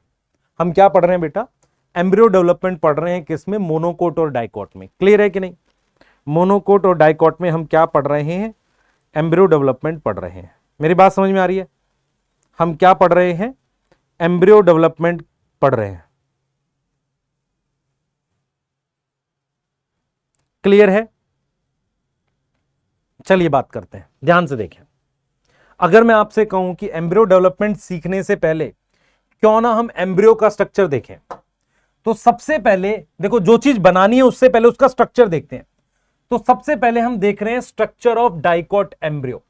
डाइकोट एम्ब्रियो का हम स्ट्रक्चर देख रहे हैं। मैंने एक डायग्राम बना रखा है, अब मैं जैसे जैसे इसको कलर करूंगा देखते चलना। ये मेरे पास जो मैंने ये दो बना दिए, इनको कॉटलिडन कहते हैं। इनको हम क्या बोलते हैं बेटा, कॉटिलीडन बोलते हैं। कॉटलिडन समझ में आ रहा है, इसमें खाना होता है, ठीक है। अब ये जो मैंने लिख दिया, ये पॉइंट जो है यहां पर कॉटलिडन अटैच है, तो इसको लेवल ऑफ कॉटलिडन कह रहे हैं, जहां पर अटैच है। यस, अब देखो हमारे पास ये जो है इसको एपिकोटाइल कह रहे हैं, और ये जो नीचे सिलेंड्रिकल जैसा पार्ट बना इसको हाइपोकोटाइल कह रहे हैं। देखो मेरी बात सुनना ध्यान से, यहां से लेकर यहां तक ये एम्ब्रियो है पूरा, इसको कहते हैं एम्ब्रियोनल एक्सिस। मेरी बात सुनना ध्यान से, कॉटलिडन और एम्ब्रियोनल एक्सिस मिला के एम्ब्रियो होता है। तो जब भी हम एम्ब्रियो की बात करते हैं उसमें दो पार्ट होते हैं, एक होता है एम्ब्रियोनल एक्सिस। एम्ब्रियोनल एक्सिस जो होता है बेटा वो डिवाइडिंग एरिया होता है, वहां पर सेल्स कैसे होते हैं, डिवाइडिंग होते हैं। दूसरा हमारे पास क्या होगा, कॉटिलीडन होता है। दूसरा हमारे पास तो देख यहां से लेकर यहां तक, इसको मैंने एम्ब्रियोनल एक्सिस बोला और इस चीज को कॉटिलीडन बोला, तो इसको और इसको मिला के एम्ब्रियो कहते हैं। यस, अब जरा समझ, हमारे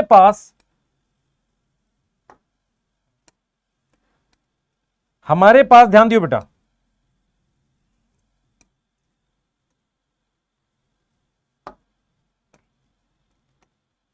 देख ध्यान से सुन, हमारे पास इस लेवल पर जहां कॉटलिडन अटैच है, इस एरिया को हम कहते हैं एपिकोटाइल।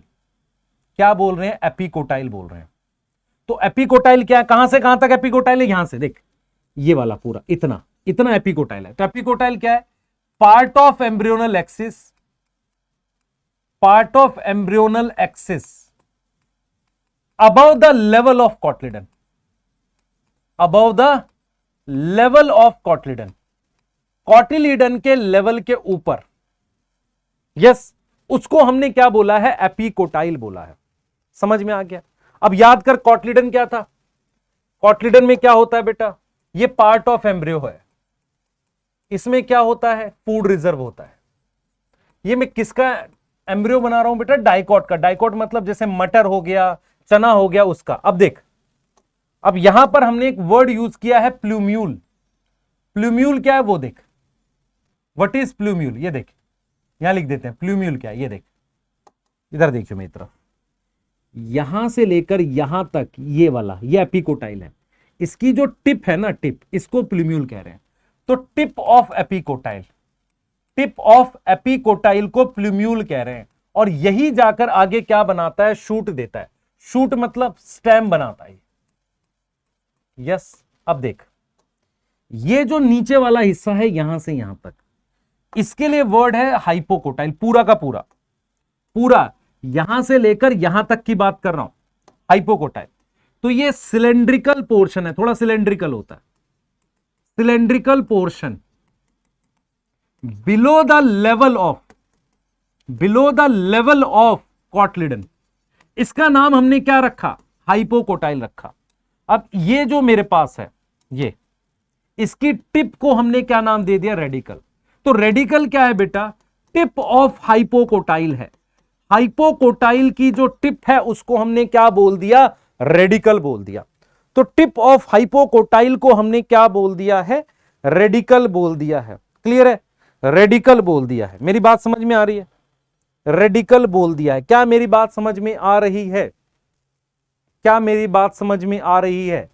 तो टिप ऑफ हाइपोकोटाइल, ये मेरे पास हाइपोकोटाइल है, यहां से लेकर यहां तक, इसकी टिप को हमने रेडिकल बोला है। ये मेरे पास हाइपोकोटाइल है, ये मेरे पास एपिकोटाइल है, इसकी टिप को प्लूम्यूल बोला, इसकी टिप को रेडिकल बोला। यस और नो? यहां तक क्लियर है? पहले ये समझ लो, यहां तक क्लियर है? जल्दी बताओ, यहां तक क्लियर है? सही है। देखो, अगर आप ध्यान से देखो ना बेटा, ये कॉटलिडन है, ऐसे ये कॉटलिडन है और ये एम्ब्रियो है, मतलब ये पूरा एक एम्ब्रियो है। तो यहां से ये साथ दोनों क्या है, कॉटलिडन है। अब यहां पर ये बीच में जो पार्ट, ये वाला एपिकोटाइल है, ये हाइपोकोटाइल है। इसकी टिप को प्लूम्यूल बोल रहे हैं, इसकी टिप को रेडिकल बोल रहे हैं, और ये इसको कवर होता है, ये रूट कैप होता है। तो ये मैंने कौन सा एम्ब्रियो बनाया, डाइकॉट। डाइकॉट कौन से प्लांट होते हैं, जैसे चना हो गया, मटर हो गया, उसका एम्ब्रियो। इसमें दो पार्ट है, किसी भी एम्ब्रियो में दो पार्ट होते हैं, एक वो एक्सिस जो डिवाइड करता है, एम्ब्रियोनल एक्सिस, दूसरा कॉटलिडन। तो ये मेरे पास कॉटलिडन है, यहां से लेकर यहां तक ये एम्ब्रियोनल एक्सिस है, इसको कह रहे हैं एपिकोटाइल। इस लेवल से ऊपर एपिकोटाइल, इस लेवल से नीचे ये पूरा ये हाइपोकोटाइल है यहां तक। इसकी टिप को कहते हैं रेडिकल, इसकी टिप को कहते हैं प्लूम्यूल। यस, यहां तक समझ में आ गया? अब इसको ये बना कैसे है, ये हमें देखना। देख बेटा, देख इसने क्या लिखा है, तेरे को खुद पता चल जाएगा। टिपिकल डाइकॉट एम्ब्रियो में मेरे पास क्या है, एम्ब्रियो एक्सिस होता है और कॉटलिडन होता है। तो portion of embryonal axis above the level of cotyledon क्या बोलेंगे, एपिकोटाइल। और उसकी टर्मिनेट मतलब उसका आखिरी हिस्सा, उसको बोलेंगे प्लूम्यूल या stem tip. The cylindrical portion below the level of cotyledon is known as hypocotyl, और वो उसके लोअर एंड को क्या बोलेंगे, रेडिकल और रूट टिप। सही है। The root tip is covered with root cap. Embryo of monocotyledon possesses only one cotyledon. तो मोनोकोट में मेरे पास कितने कॉटलिडन है, एक कॉटलिडन है। Yes, in the grass family cotyledon is called scutellum. Grass family में कॉटलिडन को क्या बोलते हैं बेटा, स्क्यूटेलम बोलते हैं। क्या बोलते हैं, स्क्यूटेलम बोलते हैं। और ये कहां होता है, लेटरल साइड में होता है।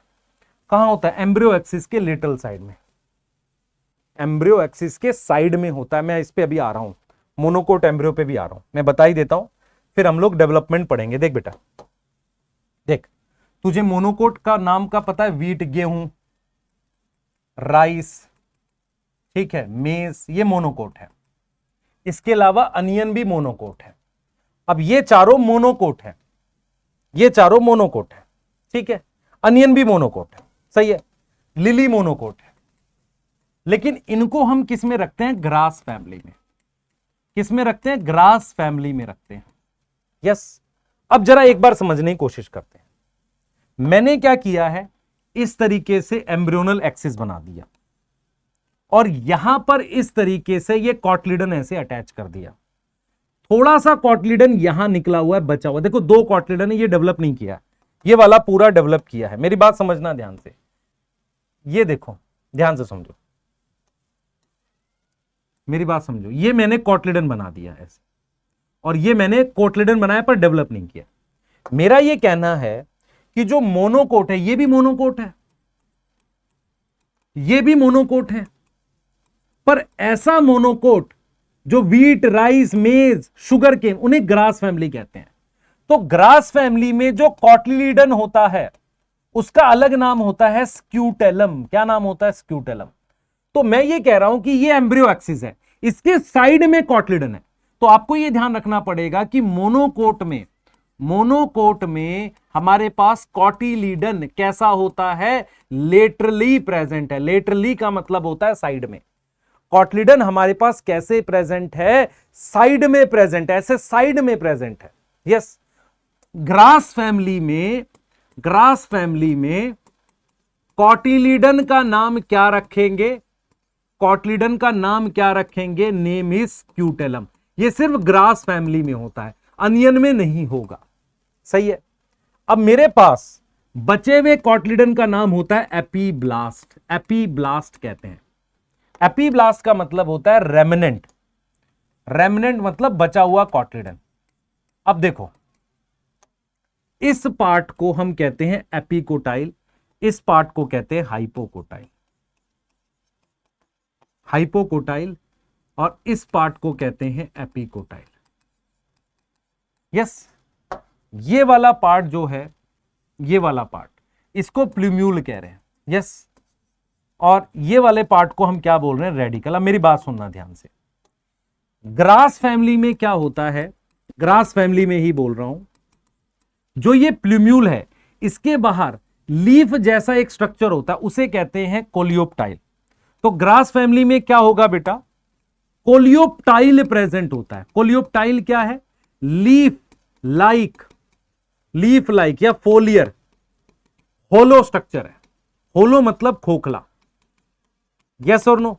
होलो स्ट्रक्चर है, खोखला। लीफ लाइक होलो स्ट्रक्चर है, जिसे हम क्या बोल रहे हैं? खोखला स्ट्रक्चर है बेटा। लीफ लाइक खोखला स्ट्रक्चर है। किसकी बात कर रहे हैं? ग्रास फैमिली की बात कर रहे हैं। इसको हमने क्या बोला है? कोलियोप्टाइल बोला है। यस, अब हम बात कर रहे हैं कोलियोरीजा। कोलियोरीजा क्या होता है बेटा? जहां रेडिकल है, इसके बाहर होलो शीथ है। शीथ मतलब कवर है ऑफ क्या? किसका? रेडिकल। और ये किस में मिलता है? ग्रास फैमिली में। तो ग्रास फैमिली में कॉटलिडन का नाम क्या रखा जाता है? स्क्यूटेलम। ग्रास फैमिली में प्लूम्यूल को सराउंड करता है क्या? लीफ जैसा स्ट्रक्चर, इसे कोलियोप्टाइल कहते हैं। और ऐसा ही एक स्ट्रक्चर रेडिकल को सराउंड करता है, उसको कहते हैं कोलियोरीजा। याद रहेगा? तो 3 word, scutellum, coleoptile, coleorhiza, grass family के लिए। सारे मोनोकोट में नहीं होता। मोनोकोट 2 तरीके के याद रखो, वीट, राइस, मेज, शुगर केन। ये क्या है बेटा? ये वो है। ये हमारे पास क्या है? ये हमारे पास क्या है बेटा? मोनोकोट ऐसे हैं जो हमारे पास, ध्यान से सुनेंगे, ये वो मोनोकोट हैं, ध्यान से सुने। हाँ, ये वो मोनोकोट हैं जो हमारे पास बेसिकली, ये वाले जो मोनोकोट है ये ग्रास फैमिली के हैं। बाकी अनियन हो गया, लिली हो गया, ये ग्रास फैमिली के नहीं है। तो मैंने आपको बताया मोनोकोट में ये एम्ब्रियोनल एक्सिस के साइड में कॉटलिडन होता है। जब आप डाइकोट में देखोगे ना, तो डाइकोट में एम्ब्रियोनल एक्सिस के दोनों तरफ कॉटलिडन है। यस और नो? यस और नो? आप चने के सीड में देखो तो चने के सीड में इस तरीके का बना होता है। ये कॉटलिडन है, ये एम्ब्रियोनल एक्सिस है। समझ में आ रहा है? अब ये देखो, ये वाला यहां से, इसको एपिकोटाइल बोल दो, इसको हाइपोकोटाइल। ये रेडिकल हो गया, ये प्लूम्यूल हो गया। समझ में आ रहा है? क्लियर है? अब हम ये देखेंगे ये एम्ब्रियो बना कैसे, क्योंकि ये बनाना किससे? मुझे जाइगोट से बनाना है। तो मुझे ये देखना है एम्ब्रियो डेवलपमेंट। पर मुझे ये भी पता है कि एम्ब्रियो डेवलपमेंट से पहले थोड़ा बहुत एंडोस्पर्म बन गया होगा। तो ये मेरे पास जाइगोट है, और जाइगोट कौन सी साइड पे है? माइक्रोपाइल पे।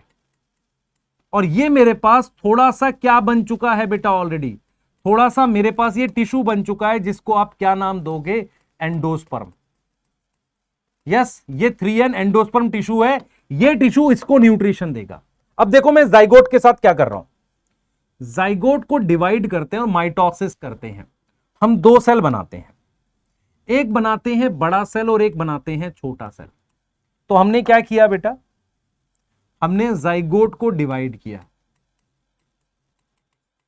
और हमने कौन सी डिवीजन करी? माइटोसिस। हमने इसका नाम रखते हैं एम्ब्रियो सेल, और इसका नाम रखते हैं सस्पेंसर। अब ये सस्पेंसर क्या होता है अभी समझेंगे। अब क्या होगा बेटा? ध्यान दें। अब ये सस्पेंसर सेल डिवाइड करेगा और इस तरीके से एक स्ट्रक्चर बना देगा, उसे सस्पेंसर कहेंगे। और ये मेरे पास वो एम्ब्रियो सेल है, ये अभी डिवाइड नहीं किया है, और ये मेरे पास एक स्ट्रक्चर बन गया, इसको सस्पेंसर कहेंगे। ये सस्पेंसर क्या होगा? इधर बन रहा होगा इस साइड। तो ये एम्ब्रियो सेल को इसके अंदर धक्का देगा, तू खाना ले ले इससे, क्योंकि एंडोस्पर्म को खाना देना है डेवलपिंग एम्ब्रियो को। मेरी बात समझ में आ रही है? ये जो एम्ब्रियो सेल है, एम्ब्रियो सेल है, और कुछ हिस्सा सस्पेंसर का मिलके एम्ब्रियो बनाएगा। तो ये वाला स्ट्रक्चर धक्का देगा, इसको तू खाना ले वहां पे। अब ये एम्ब्रियो सेल डिवाइड करता है बेटा। डिवाइड कैसे करता है जरा देखें, जरा मेरी तरफ देखें। मान लो मेरे पास ये बॉक्स है, इस बॉक्स को मैंने ऐसे डिवाइड किया, कितने सेल बन गए सर? 4 बन गए। ऐसे डिवाइड किया, सॉरी ऐसे डिवाइड किया, 2 सेल, एक इधर एक इधर, फिर ऐसे डिवाइड कर दिया तो 4 सेल बन गए। तुम्हारे पास एक तरबूज है, एक बार ऐसे काट दो, एक बार ऐसे काट दो, कितने सेल बन गए सर? 4 बन गए। फिर उसको बीच में से ऐसे काट दो तो 4 ऊपर 4 नीचे बन गए। तो हमारे पास इस तरीके से टोटल 8 सेल बन जाएंगे। ये 4 ये बन गए और 4 ये बन गए।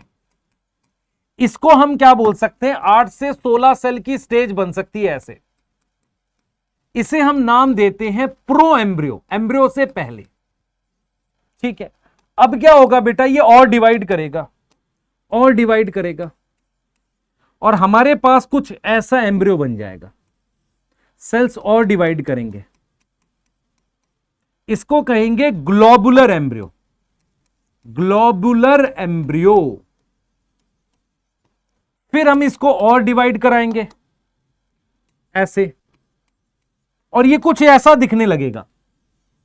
Now this is known as heart shape embryo, क्योंकि आप ये देख पा रहे हो कि इधर और इधर ज्यादा डिवीजन हुई है, तब ये हार्ट शेप एम्ब्रियो बना है। और फाइनली ये मैच्योर एम्ब्रियो की फॉर्म में बन जाएगा ऐसे, जो हमने अभी आपको दिखाया, जो हमने आपको अभी दिखाया, ये कि यहां पर ये इस तरीके से कॉटलिडन है, याद करो, और ये बीच में एम्ब्रियो एक्सिस है। याद करो बेटा, अभी पढ़ा हमने, ये साइड में मेरे पास ये दोनों क्या है? कॉटलिडन है, और ये बीच में मेरे पास क्या है? एम्ब्रियो एक्सिस है, जो हमने अभी पढ़ा था।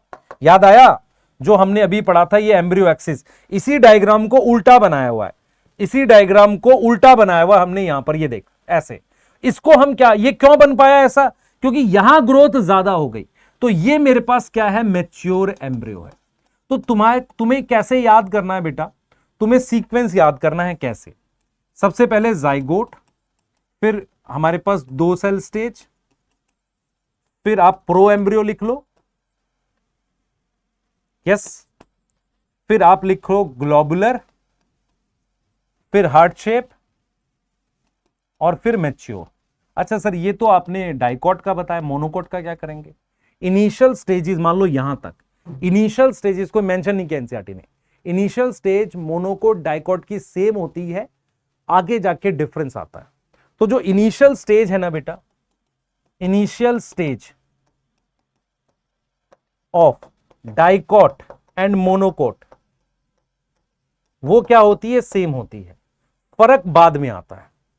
फर्क किस में आता है? बाद में आता है। मेरी बात समझ में आ रही है कि नहीं आ रही? बताओ, मेरी बात समझ में आ रही है कि नहीं? इनिशियल स्टेज बेटा सेम आता है, फर्क बाद में आएगा। फर्क क्या होगा? बाद में आएगा।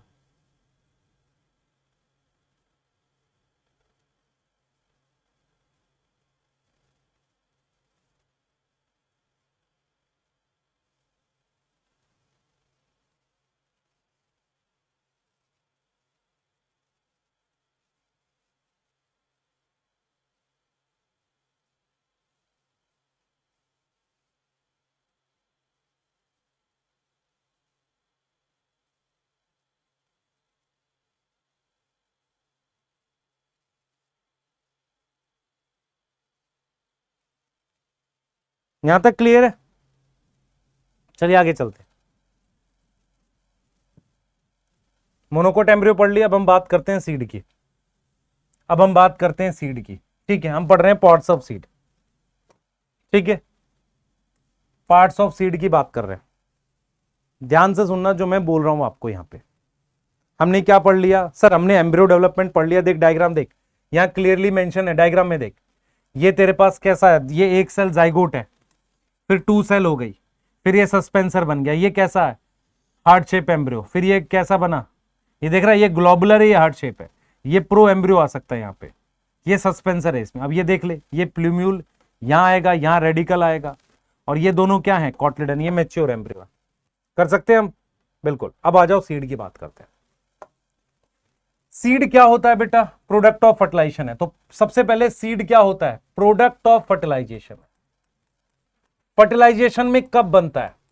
एक तरीके से फर्टिलाइज ओव्यूल है। क्या है? फर्टिलाइज्ड ओव्यूल है, यस और नो? Yes sir. मान लो मैंने एक सीड बना दिया, ऐसे इस तरीके से एक सीड बना दिया, ठीक है। तो सीड में सबसे पहले क्या होगा?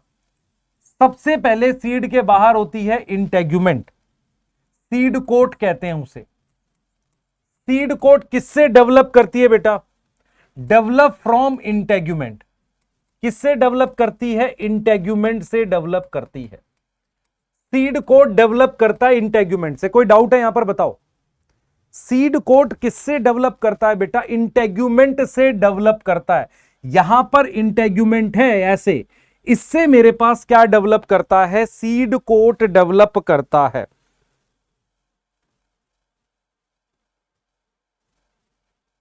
क्लियर है बेटा?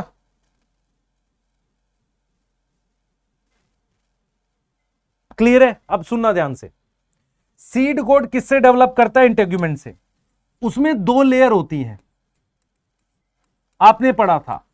आउटर को कहते हैं टेस्टा और इनर को कहते हैं टैगमन। अच्छा, आपको एक चीज पता है बेटा कि आपने कभी सीड देखा हो ना, यहां पर छोटा सा छेद दिखता है चने में, उसे कहते हैं माइक्रोपाइल। माइक्रोपाइल ओव्यूल में क्या होता है? जहां से पॉलन ट्यूब एंटर करती है। सीड में क्या होता है? एक पोर होता है फ्रॉम विच वाटर और एयर एंटर करती है। वाटर एंड एयर एंटर करती है, किस लिए? For germination. किसके लिए? जर्मिनेशन के लिए। क्या मेरी बात समझ में आ रही है? दूसरा हमारे पास है बेटा, सीड कोट के बाद दूसरी चीज है हमारे पास, एम्ब्रियो। एम्ब्रियो क्या है? ध्यान से सुनना बेटा, एम्ब्रियो क्या है? एम्ब्रियो हमारे पास क्या होता है बेटा? उसके दो पार्ट हैं, आपने पढ़ा है। एक है एम्ब्रियोनल एक्सिस, पढ़ा है कि नहीं पढ़ा? अभी जस्ट पढ़ा, एम्ब्रियोनल एक्सिस।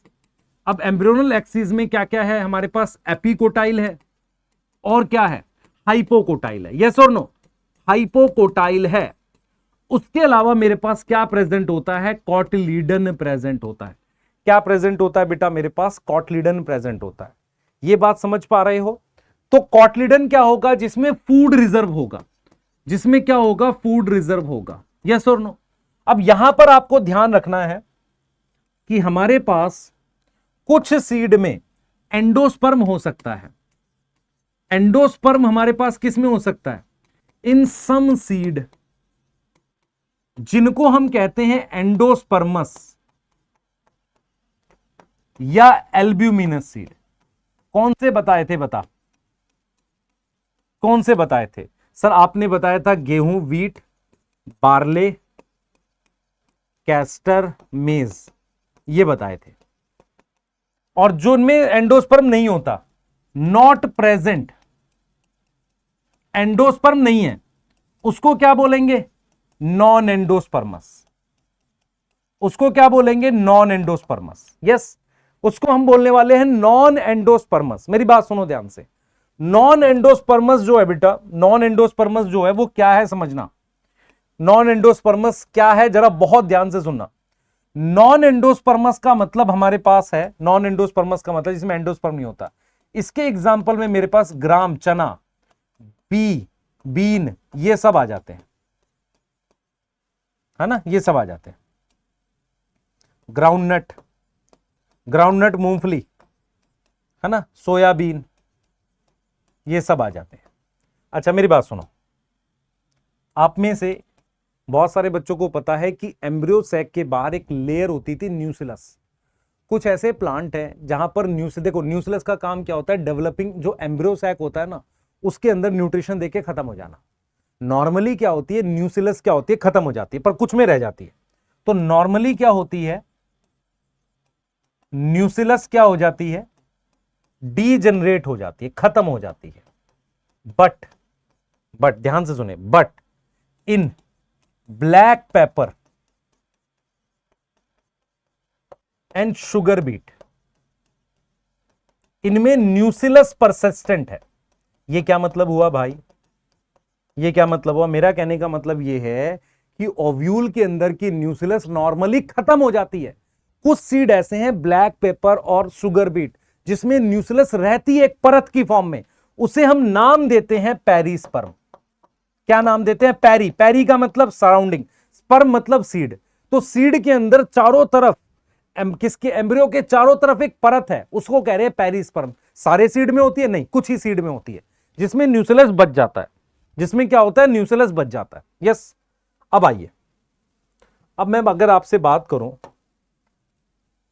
कि हाउ सीड डेवलप, तो आपको पता है सबसे पहले ये मेरे पास ओव्यूल है, ऐसे, यहां एम्ब्रियो सैक था। तो इंटेग्यूमेंट क्या बनाएगी? याद है इंटेग्यूमेंट क्या बनाएगी? सर इंटेग्यूमेंट सीड कोट बनाएगी। जाइगोट क्या बनाएगा? जाइगोट एम्ब्रियो बनाएगा। पीसी क्या बनाएगा? सर पीसी बनाएगा एंडोस्पर्म। यहां जो माइक्रोपाइल है वो क्या बन जाएगा? वो बनेगा माइक्रोपाइल ही सीड के अंदर, ऑन सीड। यस, मेरी बात समझ में आ रही है? अब क्या है बेटा, हमारे पास क्या होता है, सीड जो होता है उसका पानी का कंटेंट डिक्रीज हो जाता है। पानी का कंटेंट क्या हो जाता है? डिक्रीज हो जाता है। कितना हो जाता है? 10 से 15%। आपने पढ़ा है बेटा, किसी भी लिविंग टिश्यू में बहुत पानी होता है। सीड एक ऐसी चीज है जिसमें पानी का कंटेंट बहुत कम कर देते हैं ताकि वो क्या हो जाए, वो मेटाबॉलिकली उसके एंजाइम काम ना करे, तो मेटाबॉलिकली लेस एक्टिव हो जाए। अगर ऐसा हो गया तो वो एक तरीके से एंटर कर जाएगा किसमें? Enter into state of inactivity. State of inactivity. और उसको हम क्या बोलते हैं बेटा? उसको हम नाम देते हैं नोन एज सीड डोरमेंसी। मेरी बात समझ में आई? जब सीड बन रहा होता है ना, तो पानी का कंटेंट जो होता है वो हम लगभग घटा देते हैं। कितना कर देते हैं बेटा? पानी का कंटेंट 10 से 15% कर देते हैं। यदि हम पानी का कंटेंट 10 से 15% कर रहे हैं तो मेटाबॉलिकली लेस एक्टिव हो गया और वो एंटर कर जाता है किसमें? स्टेट ऑफ इनएक्टिविटी में, जिसको हम नाम देते हैं सीड डोरमेंसी। क्या नाम देते हैं बेटा? सीड डोरमेंसी का नाम देते हैं। क्या ये समझ में आ रहा है? बताइए, ये समझ में आ रहा है?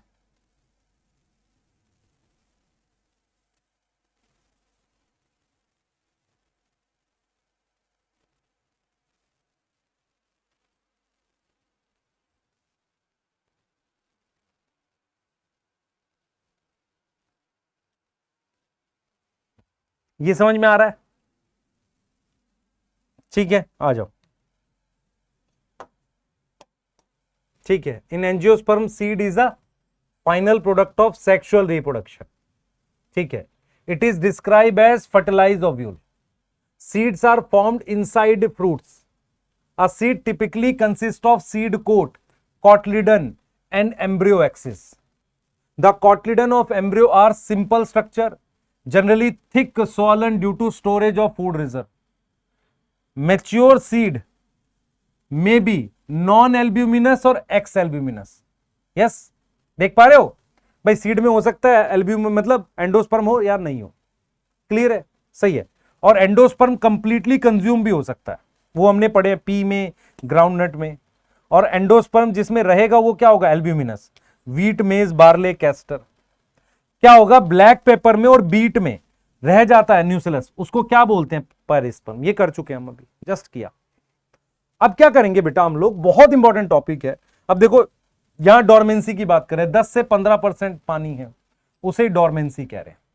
और माइक्रोपाइल क्या? एक छेद है जहां से ऑक्सीजन और पानी एंटर करता है। तब कब? सीड जर्मिनेशन के वक्त। यस, सही है। अब आओ, अब ये देखो, आपको अगर देखे ये चीज, ये कौन सा सीड है? ये कैस्टर का सीड है, कैस्टर। ये अनियन का सीड है। देखो अनियन मोनोकोट है, वहां कॉटलिडन लिखा है। ये मेज का सीड है। मेज में आप देख रहे हो, मेज में देख रहे हो एंडोस्पर्म लिखा हुआ है। तो मेज क्या है? ग्रास फैमिली में है। तो वहां पर हम लोग क्या लिखते हैं बेटा? स्क्यूटेलम लिखते हैं। किसको? कॉटलिडन को। कॉटलिडन के लिए क्या वर्ड यूज करते हैं? स्क्यूटेलम। किसमें? ग्रास फैमिली में। ये देखो, सही है। चलिए आइए, अब हम बात करेंगे बेटा, देखो सीड बड़ी इंपॉर्टेंट चीज है, आप समझना ध्यान से। सीड की एनसीईआरटी ने, देखो अभी इसके बाद एनसीईआरटी ने फ्रूट पढ़ा है, तो फ्रूट एकदम लास्ट में ले रहे हैं। तो एनसीईआरटी ये कहती है कि सीड बहुत ज्यादा इंपॉर्टेंट स्ट्रक्चर है, काफी ज्यादा इंपॉर्टेंट स्ट्रक्चर है। सीड क्या करता है बेटा, ध्यान से सुनेंगे, इंपॉर्टेंस ऑफ सीड की बात कर रहे हैं, इंपॉर्टेंस ऑफ सीड की बात कर रहे हैं, ठीक है, इंपॉर्टेंस ऑफ सीड की बात कर रहे हैं। सबसे पहले जो इंपॉर्टेंट है हमारे पास वो क्या है मैं बता देता हूं। देखो, सीड क्या है, प्रोडक्ट ऑफ सेक्सुअल रिप्रोडक्शन है, तो इसका मतलब वेरिएशन देगा, मुझे बताना क्या देगा, वेरिएशन। ये पहली इंपॉर्टेंस हो गई, क्या देगा, वेरिएशन। दूसरी इंपॉर्टेंट है हार्ड इंटेग्यूमेंट है, जो सीड कोड बना रहा है, हार्ड इंटेग्यूमेंट सीड कोड बना रहा है, तो क्या मिल रही है, प्रोटेक्शन मिल रही है एम्ब्रियो को, एम्ब्रियो। तीसरी इंपॉर्टेंट है seed is better evolve for dispersal, मतलब नई नई जगह जाने के लिए सीड जो है वो ज्यादा बढ़िया इवॉल्व है। देखो, सीड क्या है, सेक्सुअल रिप्रोडक्शन से बनता है तो वेरिएशन देगा। सीड क्या है बेटा, हार्ड इंटेग्यूमेंट है, प्रोटेक्शन है एम्ब्रियो को। दूसरा, सीड क्या होता है, जैसे एनिमल क्या करते हैं, फ्रूट्स खाते हैं और सीड को नई नई जगह फैला देते हैं, तो सीड ज्यादा अच्छा इवॉल्व होता है नई नई जगह फैलने के लिए। और एक बहुत इंपॉर्टेंट चीज है, क्या है बेटा, सीड जर्मिनेशन के लिए पानी चाहिए, कंपल्सरी है। इसका मतलब सीड बिना पानी के जर्मिनेट नहीं करेगा। इसका मतलब सीड इनडायरेक्टली फेवरेबल कंडीशन खोजता है। आप समझो मैं क्या कहना चाह रहा हूं। सीड क्या है बेटा, सीड जर्मिनेशन के लिए क्या चाहिए, पानी चाहिए, रिक्वायर वाटर। अगर उसको पानी चाहिए तो वो इनडायरेक्टली फेवरेबल कंडीशन खोज रहा है। इनडायरेक्टली क्या खोज रहा है, फेवरेबल कंडीशन फाइंड कर रहा है। वो उसी जगह जर्मिनेट करता है जहां पर कंडीशन अच्छी होती है। ये बहुत स्पेशल बात है। कोई चीज खुद ही खोज रही है अपनी, कहां उसको करना चाहिए। नहीं तो सीड में इतना खाना होता है, तुम्हारे सर पे अगर सीड रखा हो तो वहां भी जर्मिनेट कर सकता है, लेकिन बिना पानी के करेगा नहीं। यस, अगर आप फिफ्थ देखो बेटा, आप देखो सीड में दो चीजें होती है, एक होती है डोरमेंसी और एक होती है डिहाइड्रेशन, मतलब पानी कम होता है। इसकी वजह से हम सीड को स्टोर कर सकते हैं, सीड कैन बी स्टोर्ड, उसको हम स्टोर कर सकते हैं। अब ये बेसिस बनता है एग्रीकल्चर का। आप सोचो इस बात को, आप सोचो बेटा, गेहूं के बीज अगर फार्मर स्टोर नहीं कर सकता तो अगले साल कैसे उगाता। और वो क्यों स्टोर कर सकता है, क्योंकि सीड क्या करता है, टाइम लेता है जर्मिनेट करने का। आपको शायद पता होगा कि गेहूं जो होता है ना, इस साल जो उगाया और फिर उगने के बाद जो सीड आए उसको एक साल रख कर उगाते हैं, क्योंकि वो डोरमेंसी शो करते हैं। दूसरा, सीड सूखे होते हैं, आसानी से स्टोर कर सकते हैं। आप सोचो कि सीड को स्टोर तभी कर पा रहे हो क्योंकि वो सूखा स्ट्रक्चर है, नहीं तो स्टोर नहीं कर सकते ना इतने दिनों तक। आप सोचो, सीड के अंदर एक नया जीवन है, लाइफ है, उसको स्टोर क्यों कर पा रहे हो, क्योंकि क्या है मेरे पास, डोरमेंसी है। सही है, तो ये बेटा एडवांटेज है सीड की। अब मेरी बात सुनना, जैसे मान लो ये सीड उड़ के गया, कहीं गिरा हुआ है, कितने टाइम तक इसमें से प्लांट निकल सकता है सर? 1 दिन में, 10 दिन में, 100 दिन में, 1 साल बाद भी प्लांट निकल सकता है, निकल सकता है। तो क्या इसे क्या बोलते हैं, इसे कहते हैं वायबिलिटी। तो मैक्सिमम टाइम तब तक सीड जर्मिनेट कर सकता है, उसे वायबिलिटी कहते हैं। कुछ ऐसे प्लांट्स मिले जिनकी बहुत लंबी वायबिलिटी मिली, बहुत लंबी क्या मिली बेटा, वायबिलिटी मिली। कौन से ऐसे प्लांट्स है, देखते हैं। देखो देख बेटा, देखो ये देख, बेसिस ऑफ आवर एग्रीकल्चर क्या लिखा है बता। Basis of our agriculture, dehydration, dormancy, genetic combination दे रहा है, फूड रिजर्व होता है, yes, hard seed coat protection करता है, ये सारा बताया आपको। यस यस, अब आ जा, what is viability of seed, maximum time up to which seed can be store. Seed को मैक्सिमम टाइम जब तक स्टोर कर सकते हैं उसे वायबिलिटी कहते हैं। हमारे पास एक सीड है फिनिक्स डेक्टाइलीफेरा, इसको डेट पाम कहते हैं। डेट पाम का प्लांट है ये, खजूर। ये क्या मिला था बेटा, एक जगह है डेड सी, वहां मिला था ये। डेड सी किंग हेरोड पैलेस के पास, हेरोड का पैलेस था उसके पास में मिला था डेट पाम का। और ये 2000 साल पुराना सीड है। इस सीड जर्मिनेट किया था, 2000 साल पुराना सीड जर्मिनेट किया था और फिर फ्लावर भी आए थे प्लांट में। तो ये क्या है, ये लॉन्ग वायबिलिटी है कि नहीं, बताओ। ये लॉन्ग, देख रहे हो 2000 साल तक वायबिलिटी हो सकती है सीड की, लॉन्ग वायबिलिटी। भाई नॉर्मली 2 साल 3 साल रख सकते हैं। एक और प्लांट है जो आर्कटिक टुंड्रा में मिला था, ल्यूपाइनस आर्कटिकस नाम है। ये कहां मिला था, आर्कटिक टुंड्रा। आपको पता है आर्कटिक जगह होती है अर्थ पे, वहां पर लो टेम्परेचर होता है, सीड जर्मिनेट नहीं किया। 10,000 साल के बाद ओल्ड सीड जर्मिनेट किया था, लाए थे हम लोग। अच्छा यहां क्यों नहीं जर्मिनेट कर रहा था ये डेट पाम का जो सीड है यहां जर्मिनेट क्यों नहीं कर रहा था, क्योंकि डेड सी में बाहर नमक होता है। नमक के पानी में सीड मुश्किल से जर्मिनेट करेगा, क्योंकि पानी खींचना मुश्किल होता है। मेरी बात समझ पा रहे हो? यस। और ये लो टेम्परेचर की वजह से जर्मिनेट नहीं किया था। वायबिलिटी क्या होती है कि मैक्सिमम टाइम जिसके बाद सीड जर्मिनेट कर सकता है। ठीक है, आपको ये जान के बड़ा अजीब लगेगा कि यार जो बरगद का पेड़ है ना, पीपल का पेड़, उसमें इतने सारे सीड होते हैं, एक छोटे से फ्रूट में हजारों सीड होते हैं। आप सोचो, इसीलिए क्या होता है, बर्ड उसे खाती है, उसके सीड इधर उधर, इसीलिए कॉर्नर्स में से पीपल बरगद निकल आता है, क्योंकि सीड बहुत छोटा है। तो ऐसे बहुत सारे प्लांट होते हैं जिनमें large number of tiny seeds होते हैं। अगर मैं आपको दिखाऊं ध्यान से, जैसे मान लो ये एक पिस्टिल है, उसमें 10 ओव्यूल है, और मेरे पास एक फ्लावर में मान लो 10 पिस्टिल है, और ऐसे मेरे पास मान लो 2 लाख फ्लावर हैं। तो आप सोच सकते हो कितने सीड बनेंगे। देखो एक पिस्टिल में 10 ओव्यूल, एक फ्लावर में 10 पिस्टिल, ऐसे 10 लाख फ्लावर हैं, तो बहुत सारे सीड बन जाएंगे। तो ऐसे बहुत सारे प्लांट हैं जिनमें बहुत सारे मैनी प्लांट्स ऐसे जिनके सीड लाखों सीड्स होते हैं, लार्ज नंबर ऑफ सीड्स हैं, पर वो बहुत छोटे होते हैं, टाइनी होते हैं, छोटे होते हैं। इनका एग्जाम्पल हमारे पास है बेटा। एग्जाम्पल है एक तो people, banyan, yes people, banyan, और ऑर्किड लिख सकते हैं, और स्ट्रीगा, ओरोबैंकी। ये नाम है बेटा, ये नाम है प्लांट के, ओरोबैंकी।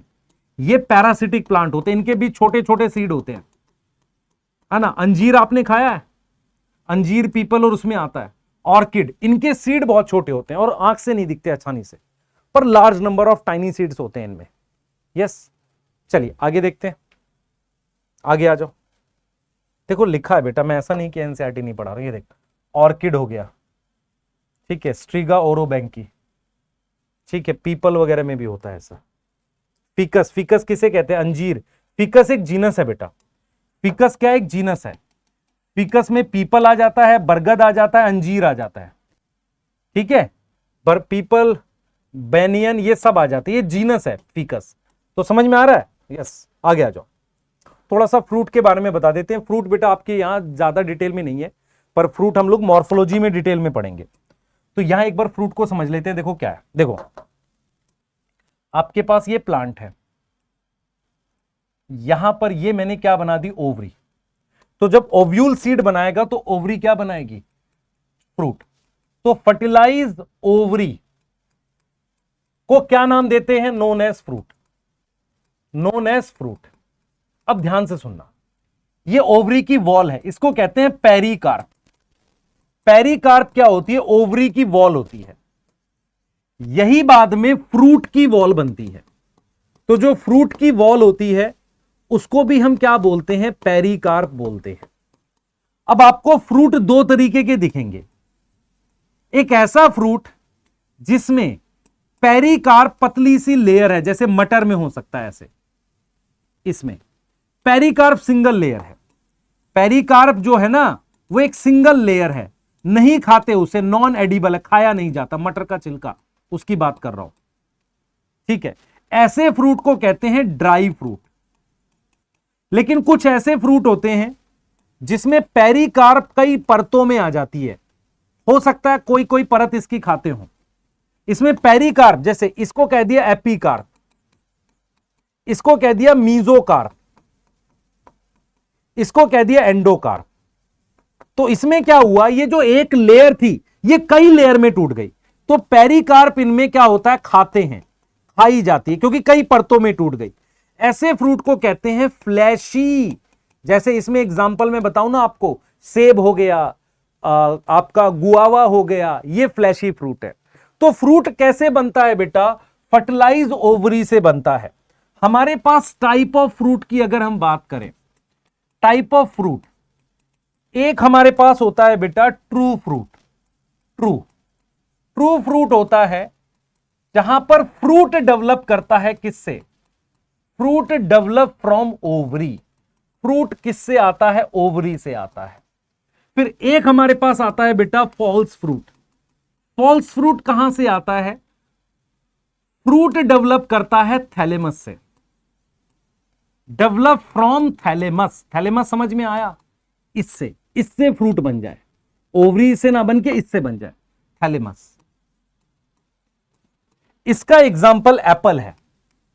एप्पल देखो, एप्पल में बेटा जब आप देखोगे ना, ये एप्पल का डायग्राम है। देखो एप्पल में क्या है, जैसे ये वाला पार्ट आप खाते हो थैलेमस है।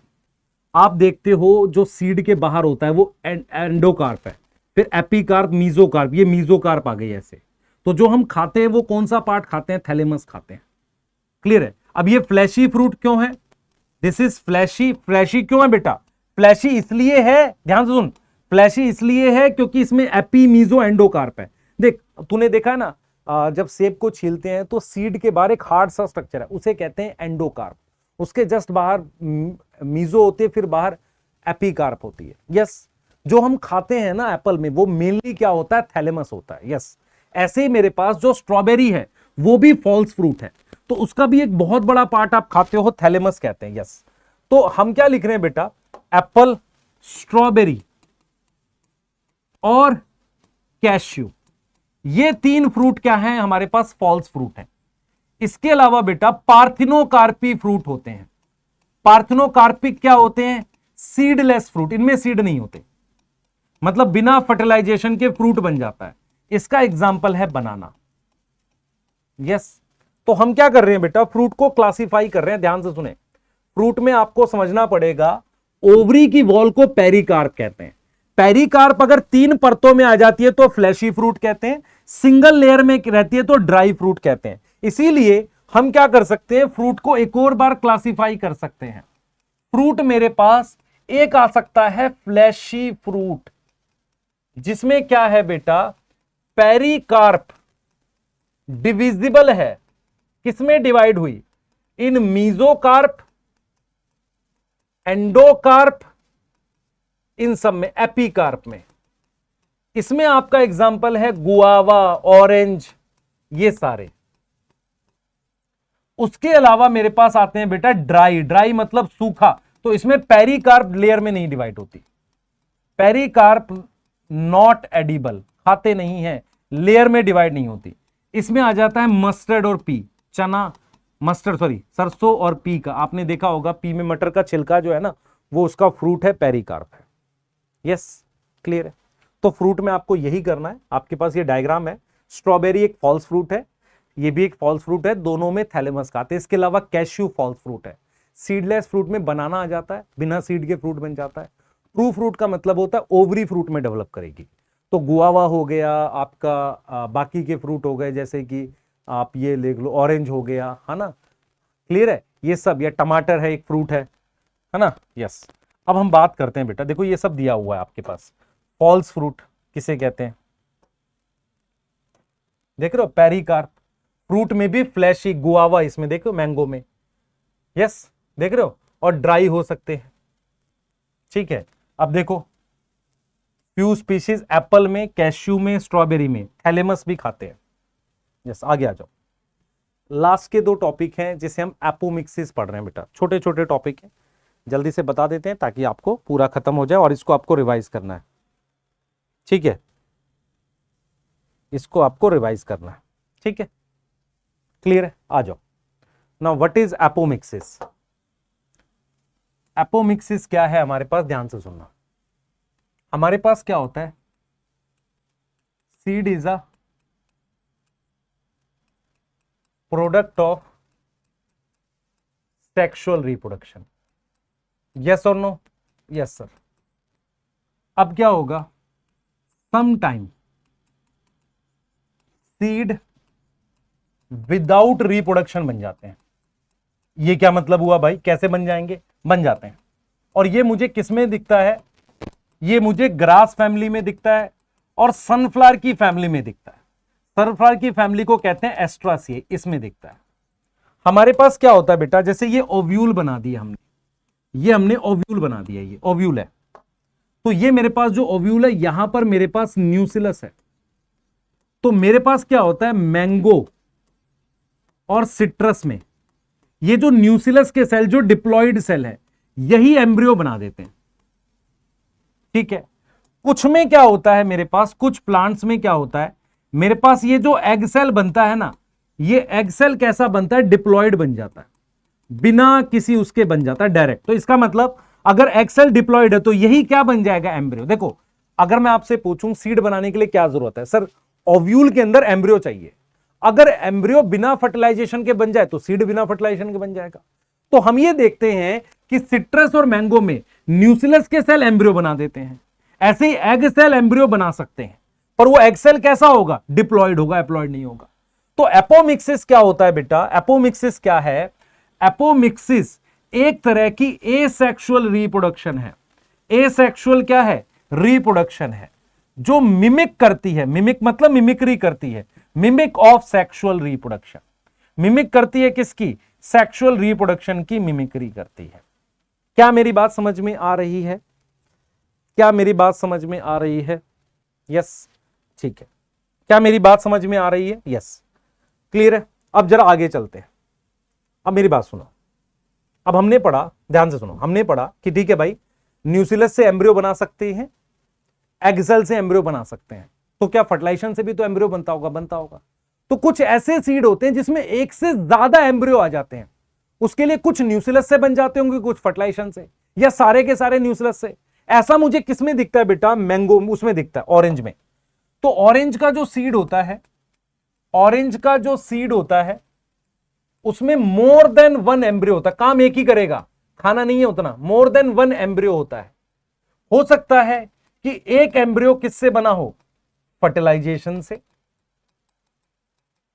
दूसरा एम्ब्रियो किससे बना हो, वो बना हो एपोमिक्सिस से। तो इसका मतलब ये एपोमिक्सिस से लिंक टॉपिक है, क्योंकि भाई फर्टिलाइजेशन तो एक ही हो सकती है, तो ये एपोमिक्सिस से लिंक टॉपिक हो सकता है। क्लियर है, मेरी बात समझ में आ रही है। इसे कह रहे हैं पॉलीएम्ब्रियो।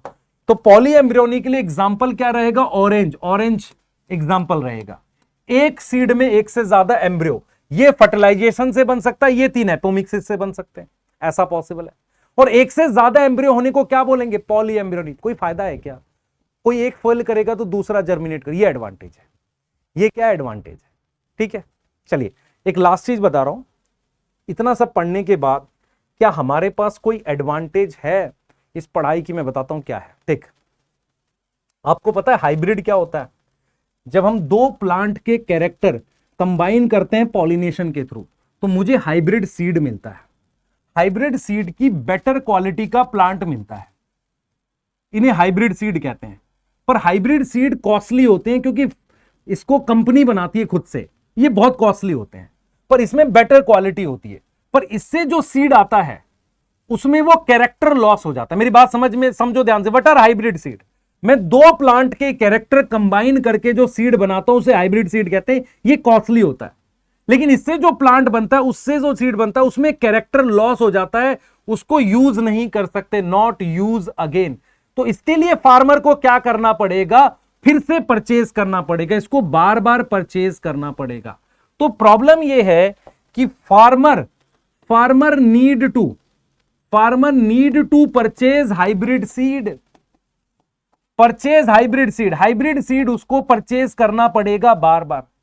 सॉल्यूशन ये है कि मैं क्यों ना इस प्लांट से एपोमिक्सिस से सीड बना दूं। मेरी बात सुन ध्यान से, देखो यहां से जो सीड बन रहा है ये सेक्सुअल रिप्रोडक्शन से बना है। जब सेक्सुअल रिप्रोडक्शन से ये सीड बना है ना, तो इसमें कैरेक्टर लॉस हो गया, क्योंकि कैरेक्टर की सेग्रीगेशन हो गया। हमेशा सुनो, दो प्लांट थे, प्लांट ए प्लांट बी, इनके कैरेक्टर कंबाइन किए गए, हाइब्रिड सीड बनाया गया। हाइब्रिड सीड अच्छी क्वालिटी के होते हैं, पर उनके साथ एक परेशानी है कि हाइब्रिड सीड से जो प्लांट उगता है वो तो बढ़िया है, पर उसका सीड काम का नहीं होता, क्योंकि वो कैरेक्टर खत्म हो जाते हैं, दोबारा उसी तरीके से कंबाइन नहीं रहते।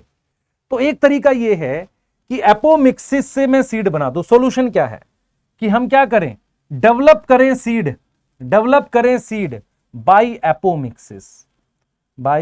एपोमिक्सिस। क्लियर है? यहां तक समझ में आ रही है? बताओ बेटा, यहां तक समझ में आ रही है कि नहीं? इसको आप पढ़ोगे तो आपको मजा आएगा कि यार हाइब्रिड सीड देख रहे हो, production of hybrid seed is costly, cost ज्यादा है। तो फार्मर क्या कर सकते हैं, हर साल नहीं रख सकते हाइब्रिड सीड को, तो हम क्या करेंगे, एपोमिक्सिस से हाइब्रिड सीड बना देंगे प्लांट से डायरेक्टली, फायदा हो जाएगा। ठीक है, अब इनके क्वेश्चन आपको मिलेंगे टेलीग्राम चैनल पे। चैप्टर पूरा पढ़ो ढंग से, एनसीईआरटी पढ़ो, कोई दिक्कत है मुझे बताओ, चैट में कहीं भी जहां बता सकते। उसके बाद इसके क्वेश्चंस भेज रहा हूं, कल आपको डालूंगा क्वेश्चन, आज कंप्लीट कर लेना। और मैं क्या करूंगा, चारों लेक्चर के लिंक और उसके नोट्स एक साथ दे दूंगा आपको, ताकि जिसका जो छूटा वो पूरा कर ले। ठीक है बेटा, मिलते हैं, बाय।